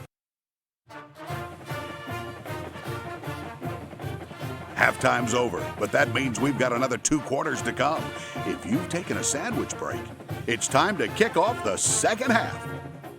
I've got a quick story on Barry. When Barry was an assistant coach in 1966, we got off to a pretty good start. We won the first 2 or 3 ball games, and we're going into Dallas to play Texas. And we're in the locker room before the kickoff, and Barry's up there walking back and forth. He's just nervous as all get out. He's puffing on a cigarette. A couple of the guys said that he had went in the bathroom and shut the door and threw up his cookies in there. Came back out, and he's pacing back and forth, and finally came over there and sat next to me. And I looked at him and I said, "Coach, relax. It's just a football game." You know, he looked at me like I was nuts. You know, he said, "Hell, Warmack, you think you're playing Duncan High School or somebody." Coach Richard, Barry, playing Texas. That's all you can. Hey, and we went on to beat them, by the way, too. First time 18-9. years. First time in 8 years. First time in 8 years. Exactly right. Texas. I don't think I've ever, in fact, I know I haven't ever told you this, Coach, but very few coaches will tell a broadcaster, I don't care how much they trust him, plays they're going to run. There may be trick plays. I don't know whether you remember this or not, but when you were the offensive coordinator under Chuck, I'd come in and you would tell me any little trick play you're going to run. We give you and I really appreciated that. And if you don't mind me relating this about Bud, the first year I did OU football in 1961, we lost the first 5 games. And we were playing Army in Yankee Stadium, which, by the way, was the last college football game I ever played in Yankee Stadium. Well, the Yankee Stadium is a baseball configuration, so the press box was actually outside. And Bud also would let me know on trick plays he was going to run. Well, in those days, the defense didn't huddle, but Army huddled on defense. So Bud devised this trick play where he'd run sweep right, but nobody'd block because he didn't want to make first down. It ended up on the far right sideline. Then you'd come back to the huddle actually in formation, and while Army was defensive huddling, snapped the ball, gave it to Mike McClellan, goes 75 yards for a touchdown. They beat Army, and they won the last 5 games of the year. Well, Bud had told me he's going to run that, like Barry did. And so I, of course, called it, all right. And after it was over, this New York writer who was behind me said, "Boy, you made a great call on that play." I said, "Thanks a lot." Don't give away all of our secrets here. Don't give away all You know, Bob, it kind of reminded me back, you know, when, as y'all talking about how inventive Bud Wilkinson was and what he would do was when we played the swinging gate and a lot of different plays that nobody had ever seen before. And I remember we played against Texas and nobody knew where to go. I mean, we were all over the field.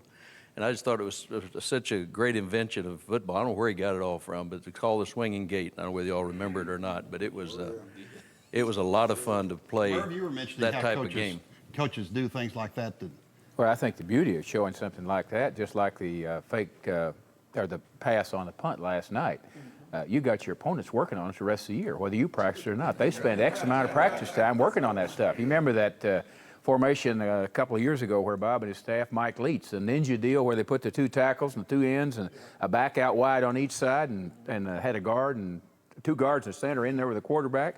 People work on that for hours at practice, you know, because it can embarrass them if they're not ready, and it takes time from the practice that they need to be working on their base. You know what's so unusual, though, is the fact that you got all these wacky plays that are getting run, and you got coaches that have balls enough to run them at times that you wouldn't think a coach would run them, and whether it's Coach Stoops, you know, or Coach Switzer, you know, and it takes me back to that game, you know, my favorite game, and I went to Oklahoma primarily to play 2 teams. That was Texas and Nebraska. And then my whole world evolved around Texas during October and Nebraska for the Big 8 championship.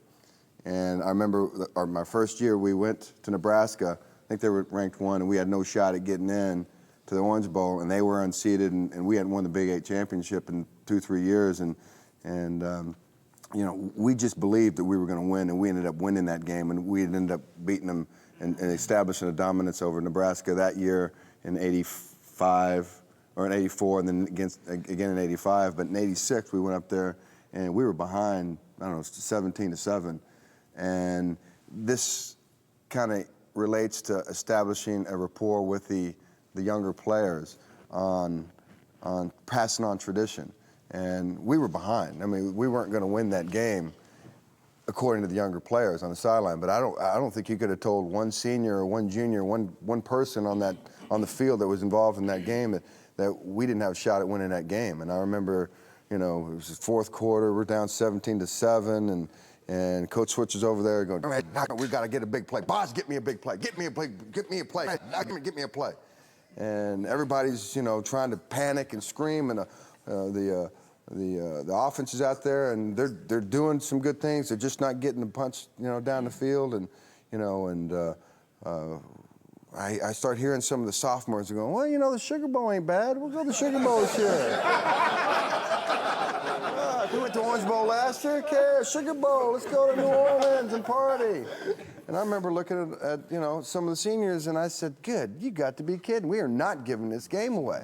This is not going to happen. So I remember we went out there in the middle of the field, and you said, God, you know, Boz, get me a big play. And I went in there, and I ripped that frickin' ball out and gave the offense the ball, turned around, and, you know, we ain't doing anything. All of a sudden, I see you're catching the ball down the sideline, you know, and we needed another play. That made it 17-14. We needed another play. Go back in the very next series. Rip the ball back out. And all of a sudden, you start seeing the guys on the sideline, sophomores, hey, we're going to Orange Bowl. You know, and instead of, you know, we're not going down for the tie. We don't want a tie. And I know he doesn't want a tie, because he's not like Fred Akers. He's not going to go down there and just kick a field goal and say, we got out of here. No, we're going to go into a win. You know, and you established, you know, a tradition of, whether you call it Sooner magic or just belief, and whatever play you're going to run, as crazy as it may be, whether it's a tight end reverse on 3rd down and you're into the field, or a fake punt, and you know, right after a touchdown against Alabama on national TV, and you're number 1, it doesn't matter. It's Sooner magic, and you believe in it, and the players have to believe in what's being called for them to run that stuff and give 100% effort. And that was my favorite play. I mean, my favorite game, the Nebraska. And there was nothing like, you look down the sideline, there's Billy Sims and there's Greg Pruitt, and those guys are sitting on the sideline. You're playing against Nebraska. They fly in town from being in the NFL, sitting there, and that's that tradition. You look down that sideline and you go, we got a ball today, guys. The boys that came back to see us play, and you know, you go, and I mean, that was just so intense. I got to make a big play. Billy Sims is watching me. I got to make a big play, man. I see him down there, Dixon. Do you know that's Billy Sims? That's what I was, you know. And so for us, you know, we looked up to those guys. We really did, and that was tradition that Coach Switzer kept alive, of letting those players come to the sideline. And you'll be in the middle of a game and it get tough, and they'll come down there and say, come on now, this is Oklahoma. Yeah. Y'all better come on, this is Oklahoma. Let's get it done, Jackson. And they would talk to you on that sideline just like they were assistant coaches. Like boy, this day and age, man, in most schools, the coaches say, get away from here, I'm trying to coach my guys. Yeah. you know, and just Oklahoma was so different in that, and we would come back and win some big games. Like And that was one of the things that when I was at OU, that we never thought we could lose. Yeah. I mean, I don't care how far we were behind, if we were behind, we never thought we were going to lose. And I think that time we lost to Nebraska that one year. But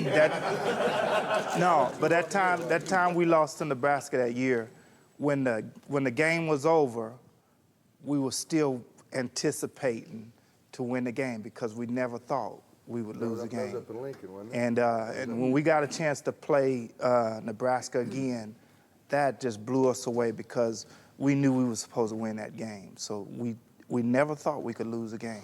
You know what's amazing about the history of this program is that we had to win. It was like, it was no exception. Each and every year, we wanted to compete for a national championship. And if we failed, if we lost a game, it felt like it was over. And some teams can have 7-4 season. It's a great season. At the University of Oklahoma is unacceptable. You know, part of that, though, Rick, is because, and Jake and I were talking about this flying up, winning is a core value for people that play football at Oklahoma. And when something is a core value to you and something intersects that and threatens it, you respond violently. My mom was a missionary for 26 years, and one of the things she was fond of quoting scripture, and she used to talk about the kingdom suffering violence and the violent take it by force. I don't care if you're a Christian or you're not. If somebody threatens something that's important to you, you have to respond. It's almost instinctive and compulsive. You have to do it. And I think part of recruiting as a coach is recruiting people with that personality. Brian talked about it a minute ago. I think part of Barry's charm, Merv had it, but all in a different way, packaged. The timing of how you communicate to people is as important as communicating to them. Right before we're playing Nebraska, I'm standing in the hallway there, 80,000 people screaming in the tunnel. Barry comes down and he looks, and he squints those eyes and looks at me and says, "Spencer, I just want to tell you something, son. I love you." I'm saying, man, I'm trying to get hyped for 80,000 people up and you're talking about you love me. Well, see, Barry knew how I was wired. I'm a relationship guy. I'm a people guy. I love people.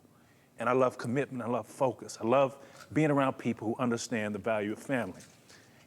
I was trying my best to be Billy Sims that day. That's all right. I was trying my best to be Joe Washington.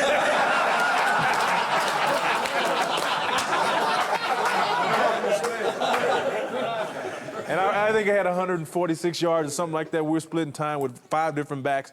But that inspired me to such a great level. And I'm sure maybe he didn't say that to another player. But with me, he knew what button to push with me.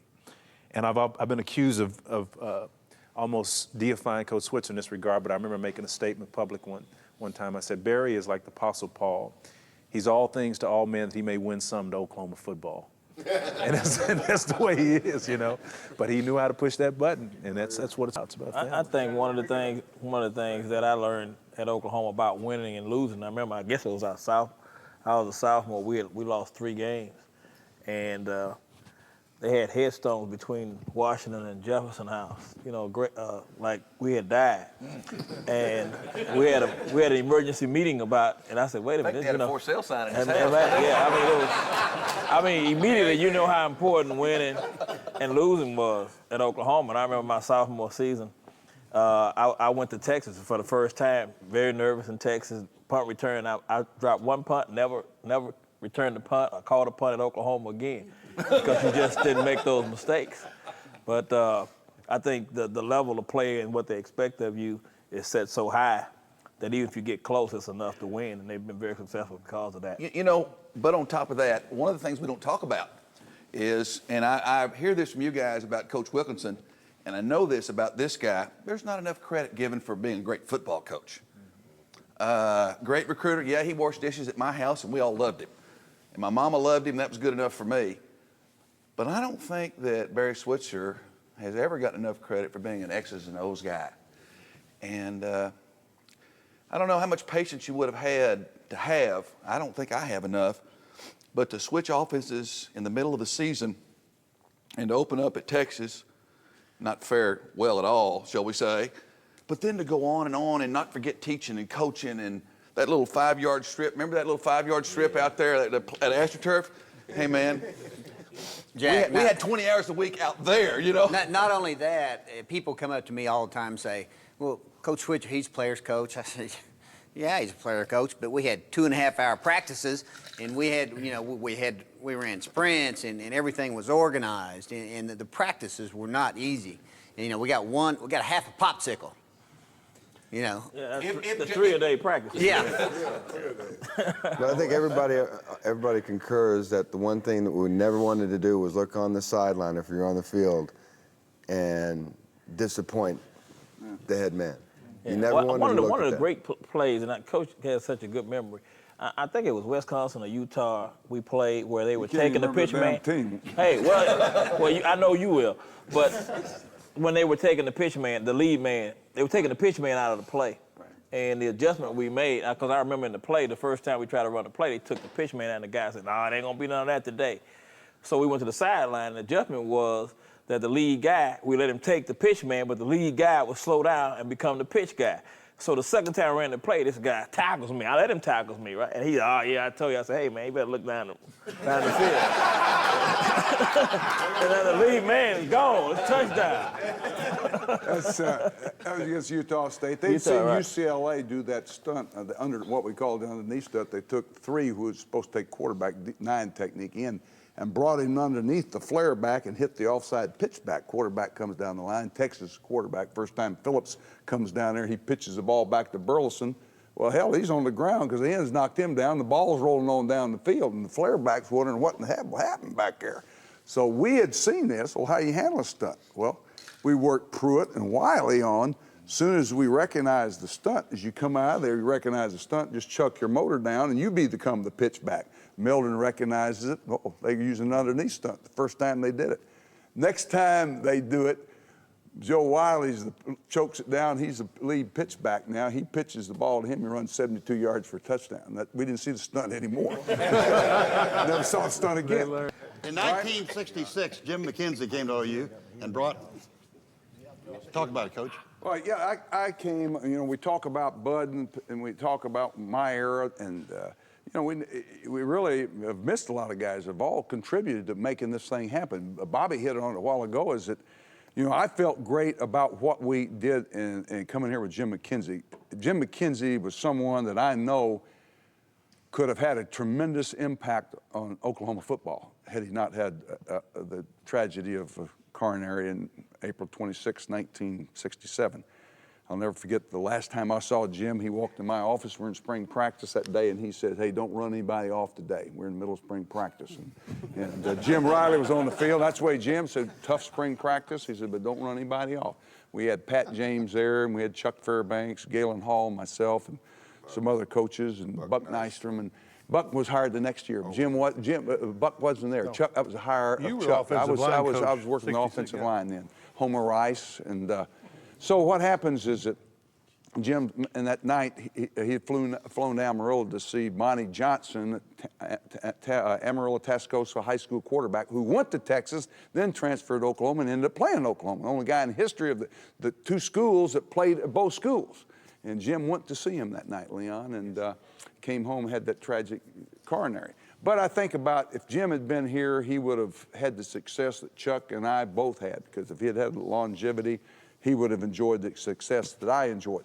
But Chuck ended up being the head coach, and Pat James was on staff, and I was here, and they contributed greatly. And the thing I think about it is that staff took Bobby Warmack's group of players already here, like Bob Stoops comes in the second year, wins a national championship. You don't win at Oklahoma unless there are good players there. Oklahoma's always had good players. Kids that lived in the state of Oklahoma went to the University of Oklahoma were good football players. I don't care what their record was, what they accomplished in the 90s. Bob Stoops proves you had the nucleus of talent to win a national championship.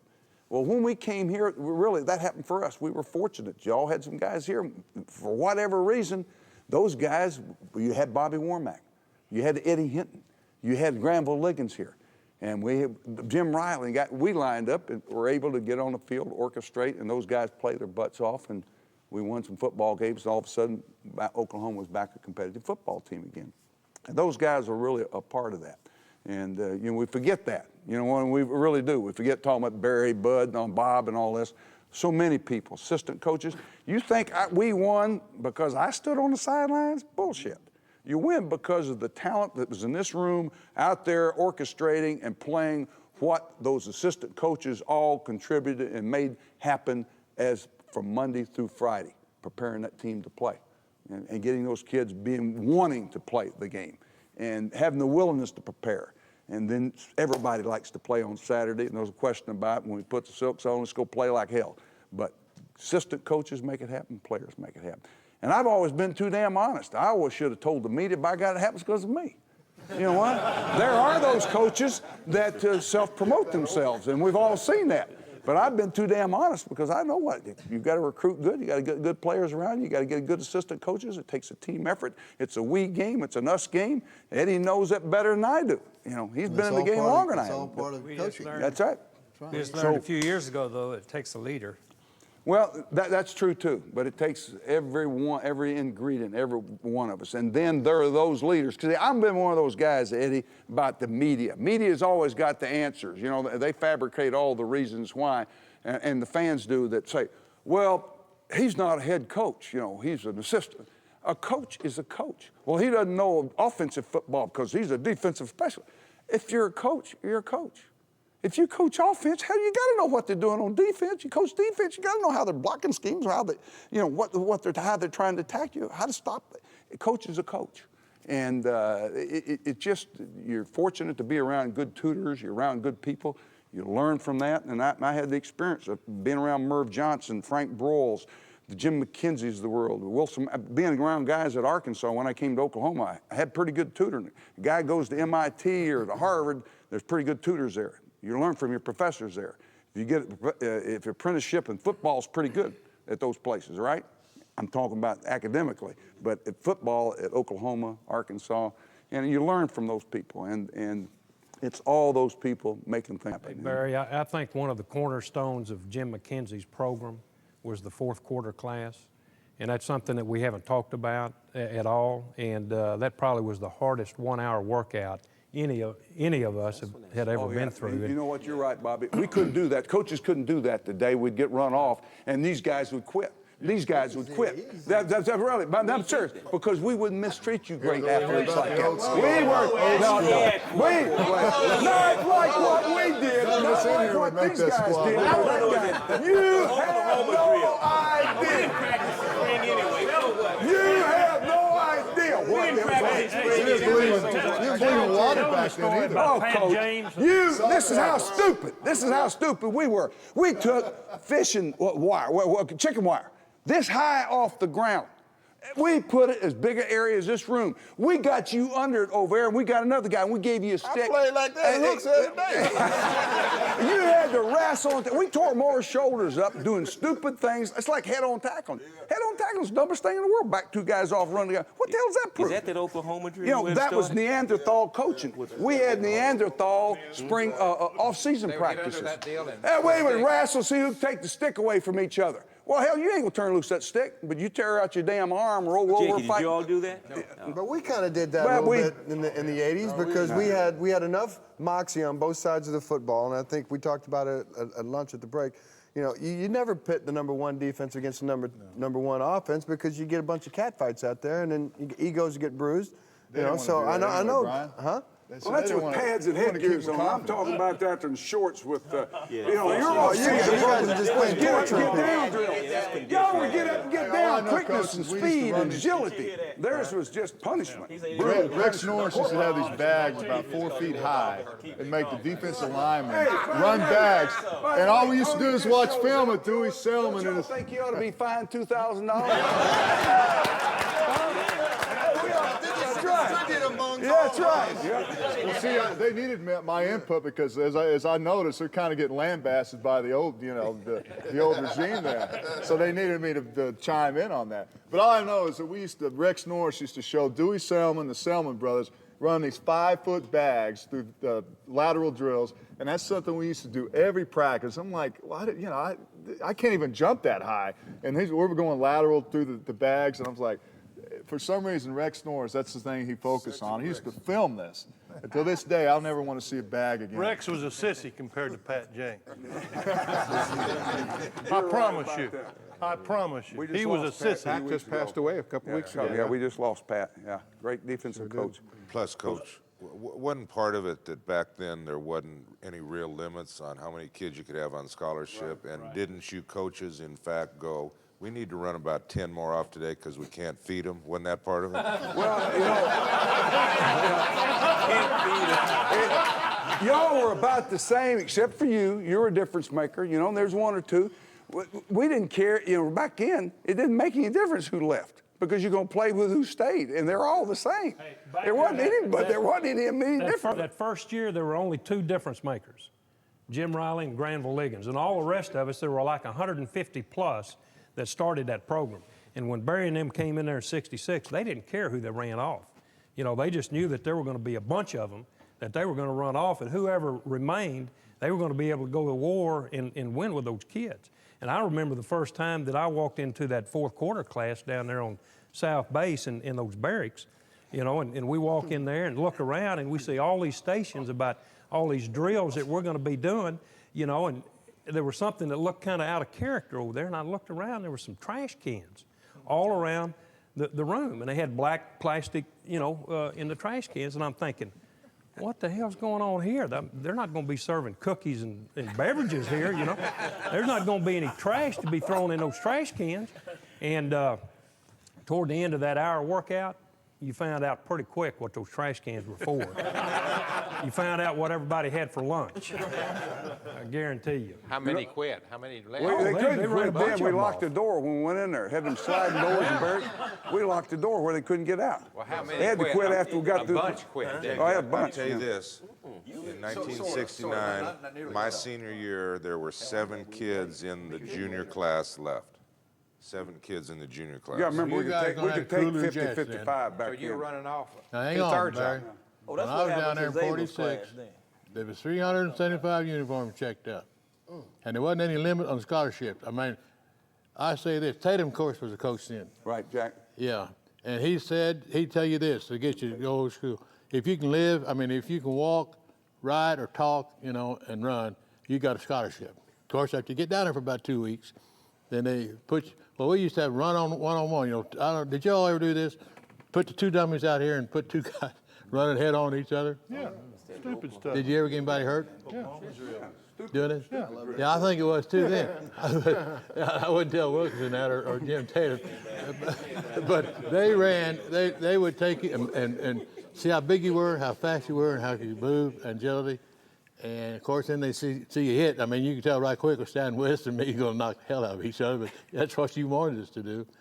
And it dawned on me what they were trying to do. We ran off, when they say line up, there'd be 30 left guards. Then what they do is what I say, they run you through all these exercises. Of course, they get it down right quick without hitting. They'd be down to 10 or 15 within a week or 2 weeks. And pretty soon, of course, you're down to 5 or 6, so they keep those 5 or 6. They were the biggest, the strongest, and meanest, and the fastest. They looked all of it. And that was Tatum's system. Tatum was a hell of a coach, too. Did you know him? I didn't know Jim, just knew it was. Yeah, he was head coach before Bud got here. Right.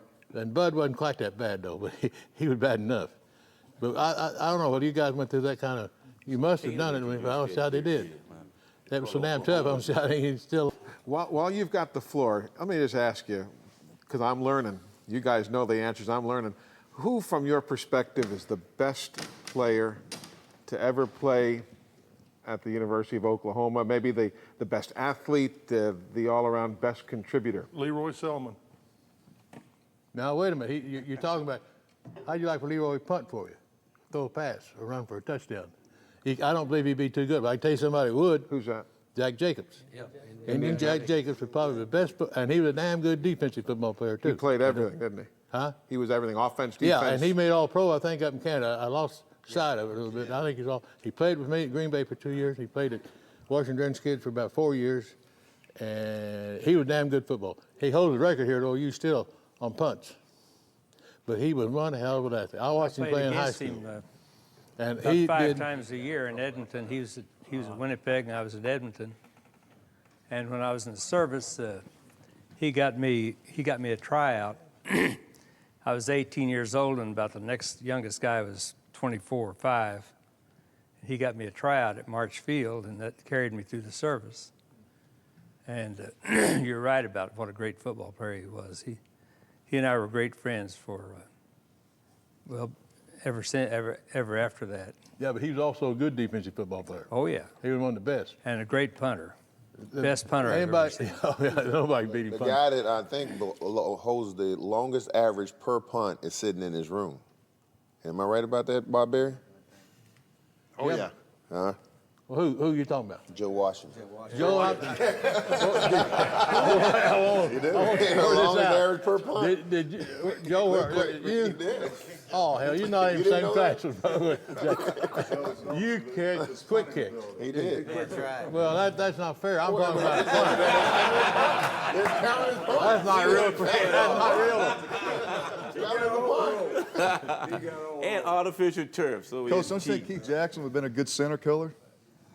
Sorry about that. I got a great Joe Washington story. You got a Joe Washington story? I got a great one. A good friend of mine who's coaching at the University of Pittsburgh at the time when little Joe was there at OU, and he was, in fact, Dorsett, I think, was he a junior that year when they came to Norman? He was junior, 75, yeah. And Harry was telling the guys about, these guys are pretty good, blah, blah, blah, blah, blah. And Joe come around, took a pitch, and one of their defensive backs broke down to tackle him, and Joe just hurdled him, just jumped over him, went on for a touchdown. And that young man went over and he said, "Coach, you told us they were good, but you didn't tell us they could fly." Joe was pretty good about that. Was that the same game that Scott Hill knocked out Tony Dorsett? Yeah, hit him right in the throat. 4th down and 1. They ran an option pitch with the No, lead he had block 15 coming out. yards. He had 15 No, he had yards 17 on- yards and 13 carries. 13 Not much. carries. Whatever it was low. Yeah. Like, what, 1.2 yards per carry or something? Oh, boy. That's it's funny you guys talk about how prolific the offense is, and you're always talking about hanging half 100 on them, and from a defensive perspective, I'm always taking great pride in how mentally and physically tough we are on defense, and that's kind of the mark of a great program, because they continually, and even to this day, they look for ways to make both sides of the balls, and now they're implementing the special teams and how important that is, but both sides of the balls and how important that is to continue the tradition, the way the game changes. Today, we played Alabama yesterday. We beat a good Alabama team, but we beat a good Alabama team with great defense and smart coaching, and we did it with offensive plays that were timely and done at the right moments of the game, and it was just that's the continuation of how programs continue to keep going. We talked a little bit earlier about the 90s, and all of a sudden we kind of hit a lull, and you're talking about some of the great players and great coaches that Coach Stoops won in the national championship in 2000, and I don't know how you guys feel about it, but when I was playing there was a coach, and we all know him, and he took over the program in a time when we were kind of dark and we were down, and we needed somebody from inside our family to help pick us up, and that was John Blake, and I don't think he's ever been given real credit that 2000 season when Oklahoma won the national championship. Those boys were John's boys, and they were out there, and John went out and got great character players, and he chased off all the ones that were the bad apples, and he put Oklahoma's program back on the map.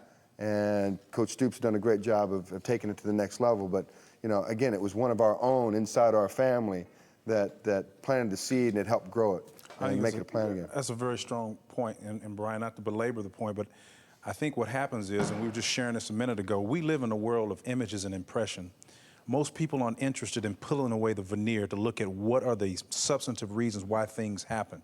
I can sit here and give you a dissertation on the economics, how they differ from Bob Stoops to this, to John's regime, and to even Gary Gibbs, and compare and contrast all those deals. But you're absolutely right. There has to be an infrastructure in place, and in this particular case, it's talent that facilitates future success. Switzer talked about it being in place when he came on board, and then he added what was necessary. John may not have had the organizational wherewithal, but he had the passion, he had the ability to appeal to young kids and get that talent here. That core was here. Now, what he lacked necessarily, and I have to say this, and I mean it from the bottom of my heart, we have compared and contrasted him against legends who worked with a different template, a different historical paradigm. But when the playing field is level and it's even and you're playing by the same rules, and I'm not trying to be coding in anything in my conversation here, I'm just telling you like it is. There's a different set of rules that an African-American coach plays by. Here we are right now, and I cover the SEC for CBS. There's not one African-American coach in the SEC. There's one African-American coach in Alabama that probably should be Alabama's head coach right now. We're getting better. We're getting to the point where we're making progress in that direction. But when we talk about this, and we are family, and we have to be able to talk about this, let's put everything in its proper historical paradigm. That's the reason why I can be calm and talk about this issue, because I'm looking at it from the big picture. I'm not going to be blind and just walk into a place and say, you need to get a black coach. No, that's stupid. That's stupid just to say you have to have one for the sake of having one. That's not how things work. But we have to understand the historical paradigm, how we got to this point right now where we have these attitudes, that it's taken this long to get to that point. Because I know a lot of qualified coaches that happen to be African-American that can coach in this country. But we're moving. We're getting better. We're getting better. And that point, I think, is a very valid point. But I understand what Brian and you're saying, but, I mean, you have to have a core of players, and it's just like Coach was saying, it's all about the players. Well, in this case, and I'm not saying anything against John Blake, because I think he's a great guy like John, but he had the core players, but it would take someone like Bob Stoops, and I'm not, to go in there and implement his program and to organize and get those players play at a passion that he wants. I concede that. That was the point I was making. And I'm not saying, and I think, I mean, if it wasn't for John Blake's recruiting, the players that we had for 2000, obviously we wouldn't have had the success. But with that said, they had the coach that went in there and tweaked it and made some decisions and maybe got more of the backing of people within the organization. But he had the vision to make those things happen. You can't find that. You're also talking about implementing a philosophy, and that's what Bob did. Bob implemented a philosophy on a group of core players that were existing at the time Bob took over. And Bob took over a set of players that John had gone out and recruited. And I think everybody knows John and the way he goes and he attaches himself. There's no white, black, or rich, poor. There's nothing with John. You get exactly what you get with John. And John brought back the seed of family, and it was not there in the 90s. I think Hans Snellenberger, when he came in, it was a total disaster. And I think everybody realized that. They needed somebody from within, and they went out and found the one guy that everybody truly loved. John was the right person for the job at that time. One thing I think is a common denominator, with what the University of Oklahoma is about, and I think the success of the University of Oklahoma is the fact that the common denominator has been that as a institution, the one thing that we've been able to do is embrace, I think, the people that have really made the program from its very beginning. And I think the people that have had the success in this particular situation have basically done that more so than anything else. Being a coach's son, you have a tendency to look at coaches and you think, for the most part, just because you think you're a coach and you want to be a coach, you can coach. Well, the fact of the matter is, just because, you are doesn't mean that, you are going to be a good coach, whether it's black or white or anything else. But I think the common denominator here at the University of Oklahoma, of course, everybody knows you've got to have good players. You've got to have, the support of the community. And I think what really separates, this program from anyone else's program in the country, the fact that, we have a base of people that have been here, that have supported this program, that have been included in this program, that, that have been welcomed back into this program. And I just think, when you can have that type of situation where everyone respects that particular part of it, and you have people willing to respect and embrace from every particular age in a setting, hey, you're just going to continue. And for us at the University of Oklahoma, we hit a spell where we didn't have that, where we all felt that we could come back and be a part of it. And I think, if you can continue that to where, the guys are at this particular point that are going to graduate, they're going to look up and one day see their ghost hanging on the walls, for the other kids to come along. I'd like to tell a story, and I just wanted to see if it's verified, but this Bart Connor, who was our Olympic gymnast, I asked him a Port story, and he said that when he was a freshman, that Port had his orientation over, I guess, in the Jeff House dining room, and he said he got up and said one of the things that he was hammered on was the parking. He says, you have to have one of these. He holds up a permit. If you don't, you're gonna get a ticket if you park the wrong place. Just today, I parked the wrong place and got a ticket. Now, what does that tell you, Mr. Sims? It said, Mr. Sims says, that tells me that cop didn't know who you were.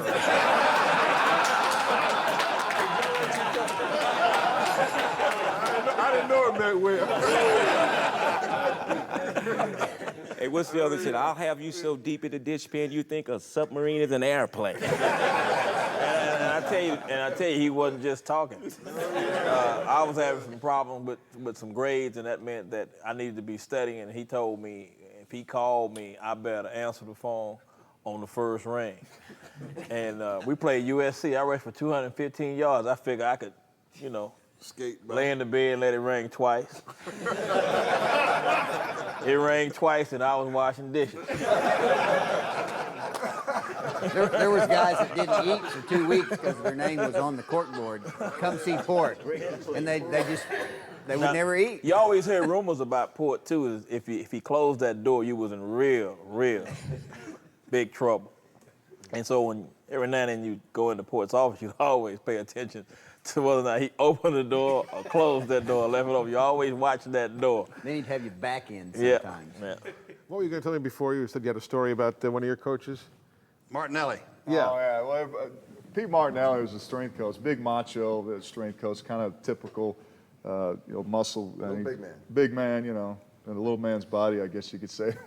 But he was like, he had to answer everything. He was just the macho guy. But so, anyways, we were playing Nebraska in Norman, and I used to call. We were playing Nebraska, and we were winning the game, and we're clinching the Big 8 championship, and everybody was. That's when I started throwing oranges, and so Pete's like right behind the bench, right, and everybody's throwing oranges on the field, and you just got to know Pete Martinelli. I mean, he's just about 5'4", it's like this, but you look back there, and Pete, we turn around, and then Pete's bent over on his knees, and he looks up. And he's got orange on all the top of his head, like a peeling all over. And so he gets up and he goes, you blankety blank, whatever, I'm gonna get you. Of course, there's about 80,000 people in the stands, Like, okay. But I mean, it was the funniest thing, because you're just one of those guys you gotta know. I mean, he was just, he's a tough man. Tough guy. What was the story you were telling the guys earlier today before we started this taping about an airplane ride? You had them in stitches. You sound like you had yourself a whole little... I was 1974. Yeah. I'm going to speak at Hooks High School banquet, and you can understand why I'm going to go speak at this all-sports banquet in Hooks, Texas. And I go out to the airmen at Westheimer and Norman, and I think that I ought to take our great running back, Greg Pruitt, with me down there to let all the people in Hooks, Texas see Greg Pruitt, and I get our running back coach Wendell Mosley on the plane, and I can't remember Greg. Who else was with us? It was Wendell, me, you. I think it was coach that gave Bill Shimmick, who had Billy's area of recruiting for his assistant coach for us. So.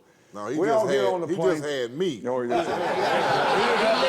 lived in Hooks. 77 straight days. 77 straight. Well, anyway, we get on this airplane, and we leave Norman, and we haven't been gone 3 or 4 minutes, and I want Greg to take over now. You tell what happened. I had pulled a prank earlier on Shimmick, and I knew he was going to get me back. I just didn't know when.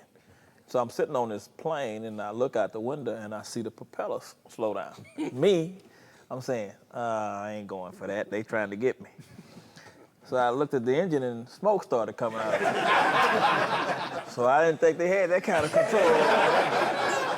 So I looked back inside. I said, hey, this engine it's stopped. And I looked at Coach Mosley. Coach Mosley is sitting up with the pilot, and he just going through all these books. He's throwing books, and I said, Coach, what are you doing? He said, I'm trying to learn how to land this on one engine. Which kind of broke the ice, because we was getting nervous, but the pilot, he stayed pretty cool, and we landed. And I really didn't get scared till after we landed. And then I realized that it was not a whole lot of pilots that could land a plane on one engine. He happened to be one of them. So this is what happens. We land that plane, and I asked them, who's going with me on this next plane to Hooks, Texas? I went by myself. The cowards wouldn't get on it, but I was going to Hooks, Texas, February the 8th, 1974. Took the bus home? No, I stayed in Norman. I couldn't get it. I could hold a gun to hit. They won't get on that next airplane. Here's something you may not know. Joe Washington and Greg Pruitt missed the bus because they were watching Kid Power. Take a quick break, and the fourth quarter will begin when you get back.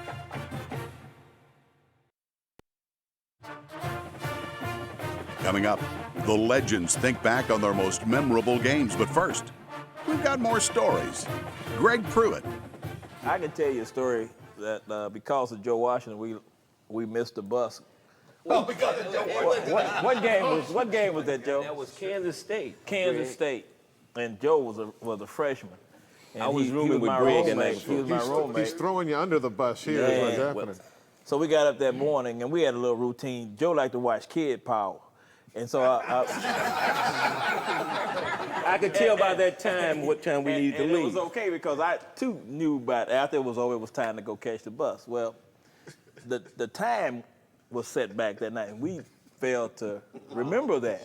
So when Kid Power came on, it came on like an hour later. And so Joe knew it, but I hadn't realized that him being a freshman, I didn't want to listen to what a freshman couldn't tell me anything. So he kept saying, let's go, let's go, let's go, let's go, let's go. I said, come on, you get nervous, it's the game. They're not going to leave Joe Washington and Greg Pruitt. Somebody not going to leave Greg Pruitt. They would leave Joe Washington. I'm a freshman. So anyway, we go out to the bus. There's an empty bus sitting out there. And I said, here I am, I'm listening to this freshman, and I'm out here first. I don't like to be first. I like to be last. So I get on in Chuck's seat. I'll let you take over. No, he sits. He gets on. We get out there.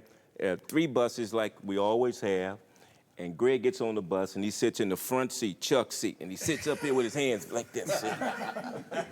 I'm saying, well, I told you we early. I go to the back, just like a little freshman does, and we sit there for about 5 or 10 minutes, and then Greg looks back there at me, and he says, they left us. Can you believe they left us? So we called a highway patrol, and they laughed. After they got through laughing, they sent a car, and we actually beat the bus to Norman. So we're getting dressed. So I know we're in big trouble. And I know Chuck, as soon as he know we're there and he gets there, he's going to have something to say. So I'm telling Joe, let me do all the talking. Don't say nothing. And sure enough, they come and get us, and he calls us a lot of different names. And Joe starts laughing, and I start laughing. Chuck wasn't laughing. I think we didn't start that game, did we? No, I know I don't think we didn't start that game. I think we ended up playing like the second quarter, but we won. But that was Joe's fault. Yeah. Hey, but the killing part is he called me a jackass freshman. He called Greg a horseshit Heisman Trophy candidate. and then he called him a prima donna, and Greg said, "Thank you, Coach." And Greg always telling you, it sounds good. Yeah. He didn't realize a couple of years later what the man had said. He didn't know what he said either. Prima donna.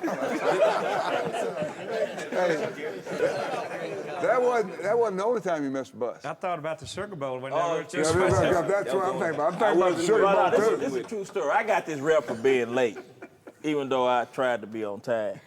So I was, in fact, going to the Sugar Bowl. We got the wrong itinerary, myself and Ken Pope. And we drove to New Orleans. And it was his car. I was riding. I wasn't driving. But when we got there, we were late, like an hour late.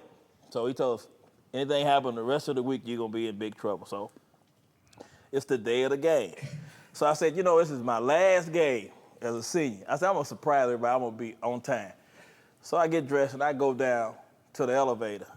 I'm like 45 minutes before I should be there. And this elevator never stopped on that floor. So I'm standing there. My roommate comes out. He said, man, you still waiting on this elevator? I said, yeah.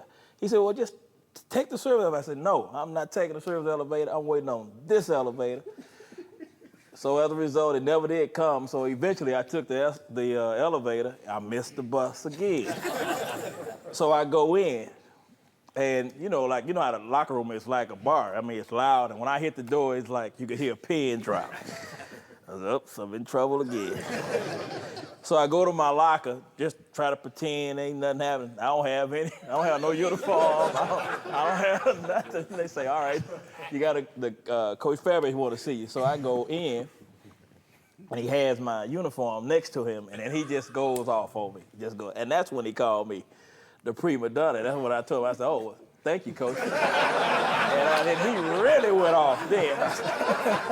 So I didn't start that game either. We played, I think in second quarter we played. I think we played Penn State, right? Penn State. Played Penn State. Hey, I don't know, you probably don't, you probably know this, but Switzer and Galen Hall were in there begging Chuck said, oh, you got to play.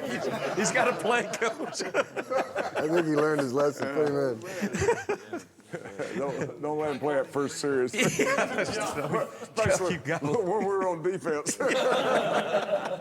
We got the Texas game coming up before long. I grew up 120 miles west of Fort Worth, Dallas. I'm in junior high. I don't know anything association with Oklahoma because my family had all gone to Texas.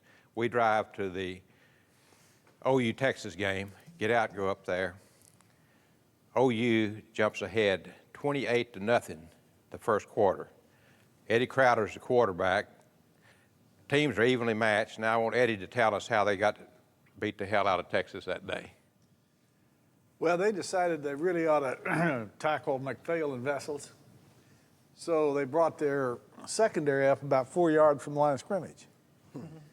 Well, the only pass plays we had was fake to McPhail and throw it to Vessels, or fake to Vessels and throw it to McPhail, or a tight end. So we threw 4 of them. So it's 28-0. You threw 4 times, it's 28-0. Yeah, Eddie, and they were highly rated. I mean, it was an even game, wasn't it? Pretty close. Yeah, a lot of people thought they were a little better. Than y'all were. Because we had really a good team, but they had great line. Stolhansky was an All-American, and they had a flock of really good players. What was the final score? Beg pardon? I say I caught one of those. Buddy That's caught right, one. Buddy caught one. So they didn't all go to Vessels McPhail. Buddy was the other running. What was the final score? 49-20, I think. Yeah. And at halftime, we were ahead 28-0, I think. And we go in the locker room, and Bud Wilkinson is this class gentleman we've all discussed. He was very aristocratic, and you never saw him giddy, except at that halftime.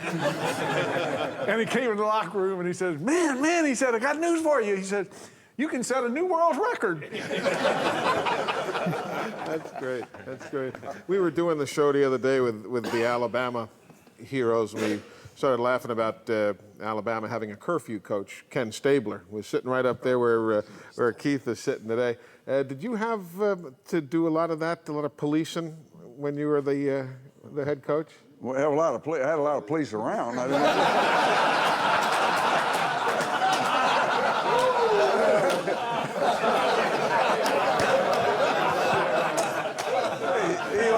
That's a low blow here. Yeah, you threw me under the bus. Hey, all I remember is 1984 in the Orange Bowl, we got beat by Washington. And the next year, you weren't going to let that happen again. Remember, we had 2-a-days in the Orange Bowl in 1985. Made us leave 2 weeks early. 2 weeks early. Brought these brought these mats underneath the Wouldn't let us bleachers. go and to we any of got the to take a events, couldn't nap. have any fun, couldn't drink, couldn't do No, nothing. It wasn't even fun. Hey, we won a it paid national off, though. championship. That's I'd right. rather have that ring than be out. I love you for that, too. Thank you. Thank you. Appreciate you coming to Oklahoma, too.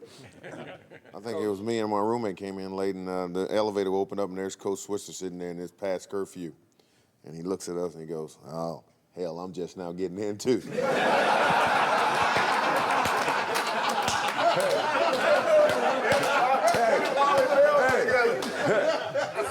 You're lucky you weren't a turd. Hey, did we treat him different? No, we never did. Hell, we don't. Hey, Coach, tell us how the wishbone came to Oklahoma in that meeting. Well, how did y'all get to that point? Well, I tell you, I was, I knew we were going to get our ass fired in the 70s when they had them Chuck bumper stickers everywhere. And we were trying to run the Houston Veer, and we didn't know what the hell to do with it. And but that's what Chuck wanted to do because he had come from Houston, and he wanted to change from the I formation and run what Bill Yeoman's offense was. We didn't have the people that, we had the talent, but we didn't have the intricacy and the knowledge and how to implement it and the system. Really, we didn't know the system. Had anyone to coach that system or be in it. And we got great talent. We got guys from Texas. We got Greg Pruitt, Joe Wiley, and Mildred, and we got great talent. But all of a sudden, we're walling around and not doing that. And we played. Thank goodness we had an open date, and we played Oregon State. Oregon State had a big old slow white fullback and hammered up in there about 40 times and ended up beating us about, that day. That's called racial profiling, Coach. No, because what I'm saying, he is a big white slow fullback. And he's hitting up there, and then he is no good, is what I'm saying. And we let him beat our ass that day. And I'm thinking, and I'm gonna tell you, I go into Chuck after that ball game and said, "Chuck, it's a disgrace." I said, "We got better players than they got. We got better athletes than they got. We don't know what we're doing, and we're gonna get your ass fired, and we're gonna be fired with you." And so that night, I got the coaches together, Jack. And I know you hated to hear this, but Jack won't throw that football. But I knew one thing: that Texas was having a track meet, and we're getting ready to play Texas. So we're in there. It's an open date, but we're starting on Texas right now during this open date weekend. And I'm getting to look at this film. I'm watching them laughing and giggling, putting half 100 on everybody, going up and down the field. And I'm looking at this, and I said, "Boys," I turned to our coaches.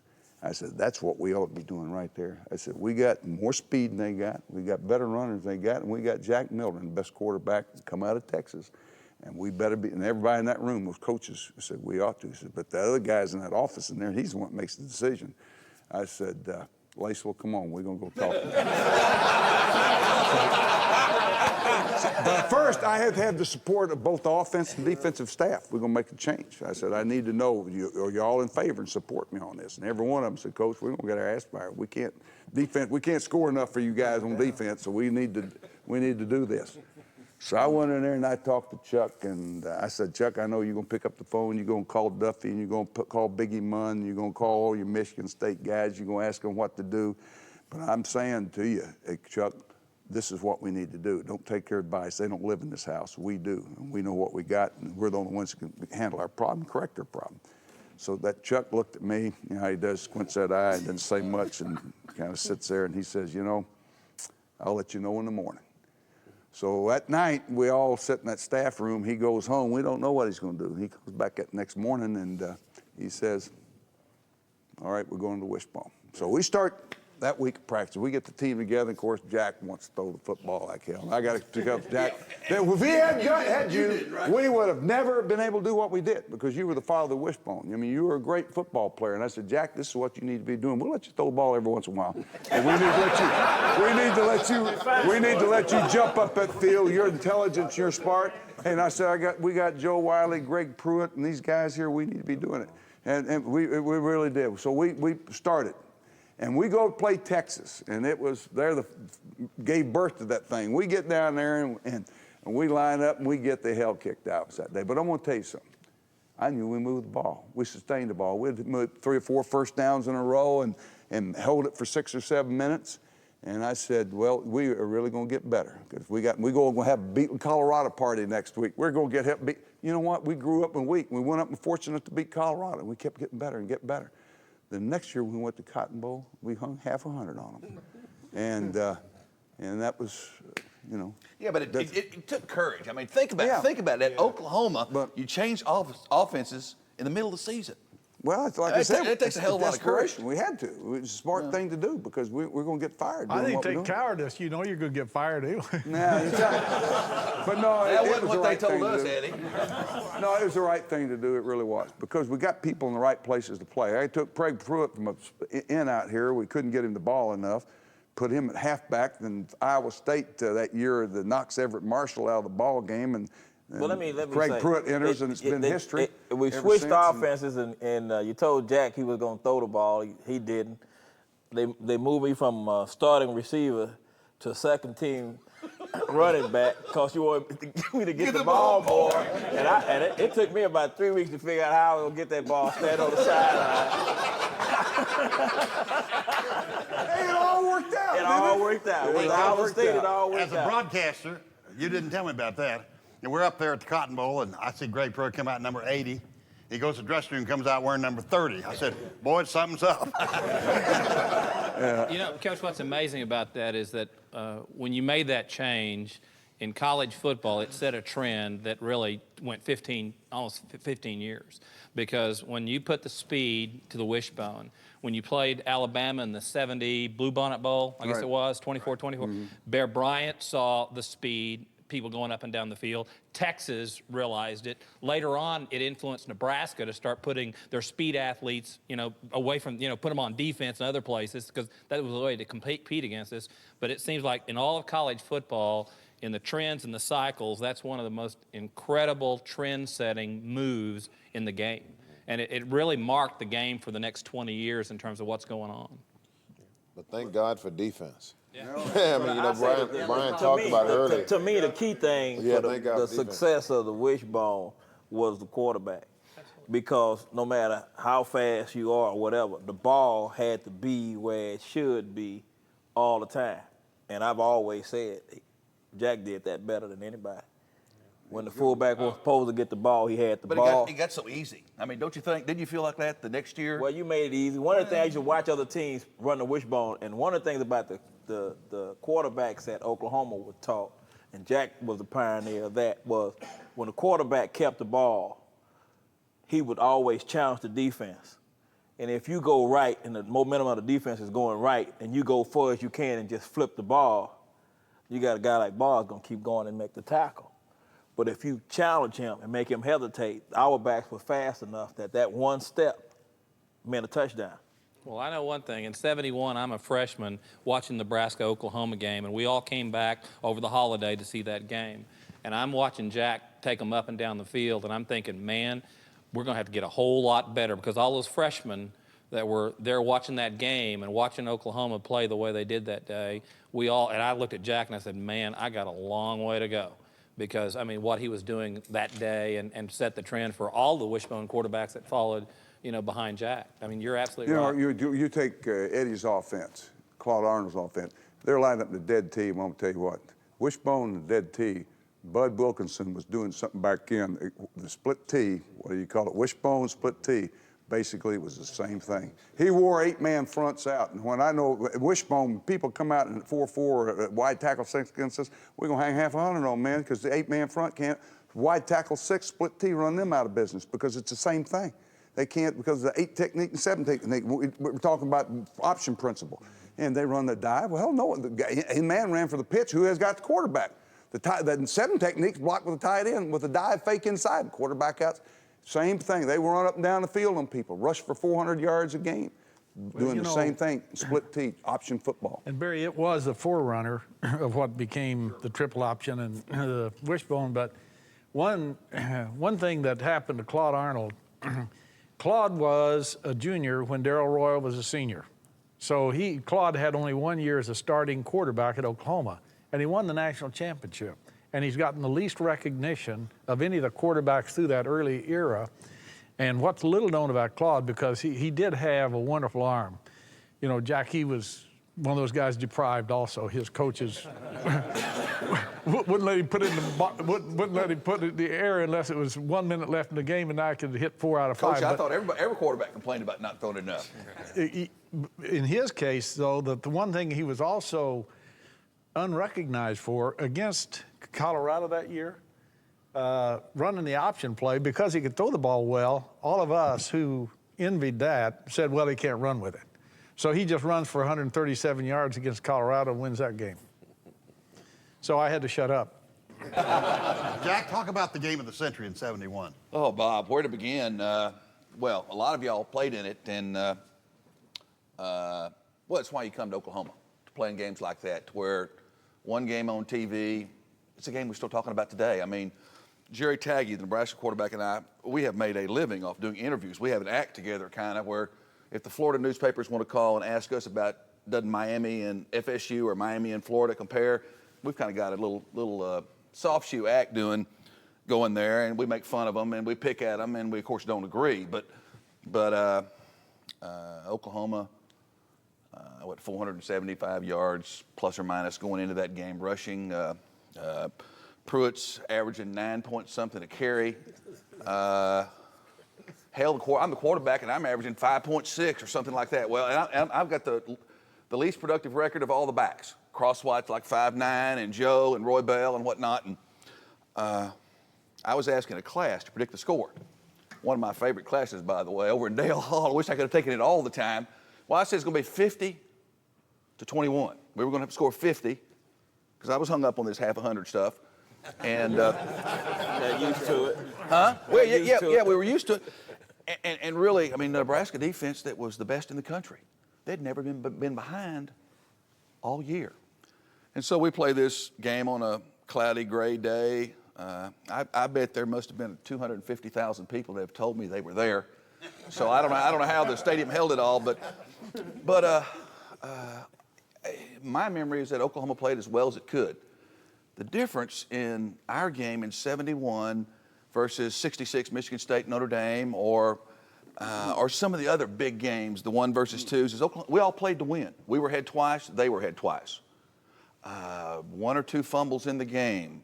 Yeah, Rodgers' punt return was a great play by a great clip. Well, yeah, I think so, but great play by a great player. But Johnny Harrison, my old high school teammate, had an absolute great day. And then some things that don't get talked about. You see, Greg had such a great record that year that in the Nebraska game, I think he had 53 yards on 10 carries. Well, 10 used to be a quarter, or at least a half in the old days. And yet, because of the way Nebraska was playing and how good they were, they forced the quarterback to keep the ball. Nobody else had done that to us all year.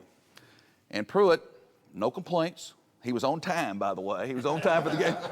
But no complaints. And this guy is about as ferocious a blocker as anybody we had on our team.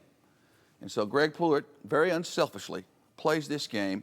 And yet there's that one play, if you remember, going down the east boundary? And this guy, the guy that played in the pros for a long time, played at San Francisco. Okay, Willie Harper. Harper takes the quarterback out of mistake, and Pruitt's dancing down the boundary. And I watch Harper run, and he's screaming to himself. He's got his hands on his helmet. Devaney's going to kill me. He's going to kill me. so you remember that going down? So, yeah, I don't have any bad memories. Yeah, I wish we'd have won. But, gosh, so many good things. I always say we didn't lose. We just happened to be behind when the time ran out. Fair enough. Fair enough. From some of your perspectives, let's go around in the time we have remaining. The most memorable game for you, Dewey. What game comes to your mind as the most impactful that you've been part of? I think the most impactful game would be the one that Jack just described to us, because I was in the stands watching that game as a high school football player. I think it set a standard, I think, not only for the people of Oklahoma and Nebraska, but I think it set a standard for the whole country, that the media was there, the attention was there, because you got 1 and 2 playing for it. And I think it's all of us as athletes, as a high school player, all the dreams you could ever have about playing college football, you saw it unfolding.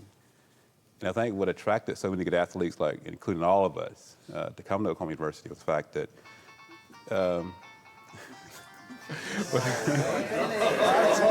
is embarrassing. He's got a vote off, too. No, it's not that it rings, but that damn voice vote. Yeah. What in the hell? Heisman Trophy winner. Look at that. Yankee. Well, here, turn it off. I want to hear it do it.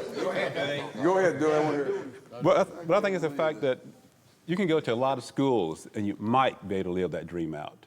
You can win 8. You can get to some of the bowl game, but to get to the bowl game, you realize when you come to Oklahoma University, you come into that school to add something to what's already there, to be a part of a program. And it's a machine. And I think when we look back at every athlete, every coach that brings something positive to this university, we as a group uphold them in that. Be it a John Blake, be it a Coach Switzer, be it a Bob Stoops, but Wilkinson, the idea is we come to this school to bring something positive. And when we come there, we have a right to play for number 1, to be number 1, to welcome the idea of challenging that position and to uphold it. And I think a lot of athletes would love to see that position. And so I think that was the ideal game when you say that game rose into Texas and to more Nebraska games, to the Big 12 championships, to your national championships. So all those games are part of it. I think that's what makes us family. You know, I think it's what makes me look at Eddie Crowder, a Cumby, a Steve Davis, a Casillas, and we're all one group. And that never changes. We look at the fact that we shared one time, one school, one idea, and challenging number 1. And that's the greatest thing sports offers us. It's the idea to go challenge to be number 1. And at this school, you get that right to do it every year. What did you major in college doing? I got a BA in journalism and a MA in philosophy. I knew it saw philosophy. I knew y'all would know that he's a little different there. Yeah. Yeah. Philosopher's a person that goes down deeper and stays longer and comes up less than anyone else. That's my man. I'm gonna leave that alone. There's a lot of I used to have Dewey speak to our groups when we would have our recruits in. You can see why I would have Dewey stand up there in front of those high school recruits, because he's impressive. He is all of them. Not just Dewey, but Leroy and Lucius, both the brothers. I'm telling you. Lucy's all of us. Bring out my dictionary. Keith, what's your most memorable game?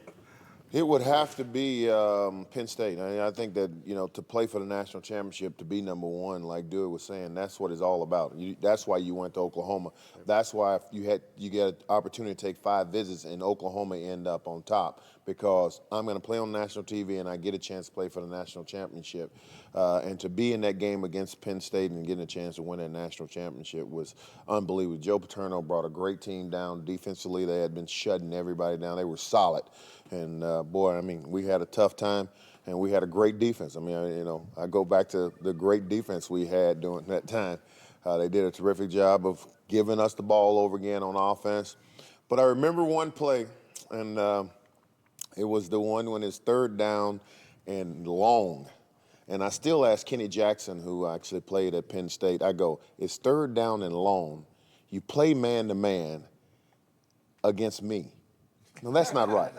I'm the only person Oklahoma's going to throw the ball to. There's nobody else going to get the ball when we throw it, and they're playing man-to-man in that play, and Jamel Holloway drops back and throws that ball as far as he can, I believe, and I'm not going to get to this ball. There's no way I'm going to get to this ball, and I run, and I'm just running and then end up under it and going to the end zone, and Lydell Carr comes back a little later and pops one for about, 30, 40 yards for a touchdown, and how long was it? It was a little over 6. It was a little 6 yards. It was a run, and we win that game 25-10. That was a big one. And when it's for the marbles, it's for everything. For the national championship, that's why you went to OU. I guess had a lot of these guys in the room doing that game, and we wear that ring proudly now.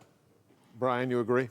Oh, without question. And I think a lot of it had to do with the year that preceded that game, because the '84 season we went down to the Orange Bowl, and we laid an egg, and we gave an opportunity away to Washington to bring back a national championship.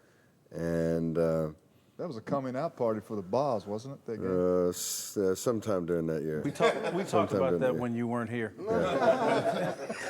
But I can apologize to you later. We've already got that. He's already apologized. I don't want to to go me. through that again. A little Malden, Was everybody- Malden for me. What is it? Yeah, Bud's box of Kleenexes I'm gonna have to increase my meds later. Ricky, what about you? I would have to say the most memorable game was my senior year at the University of Miami with all the talent on both sides of the ball and the talent that Miami had on that particular team, all the all pros, wide receivers for us, Michael Irvin, Jerome Brown, Benny Blaze, and Brett Perlman.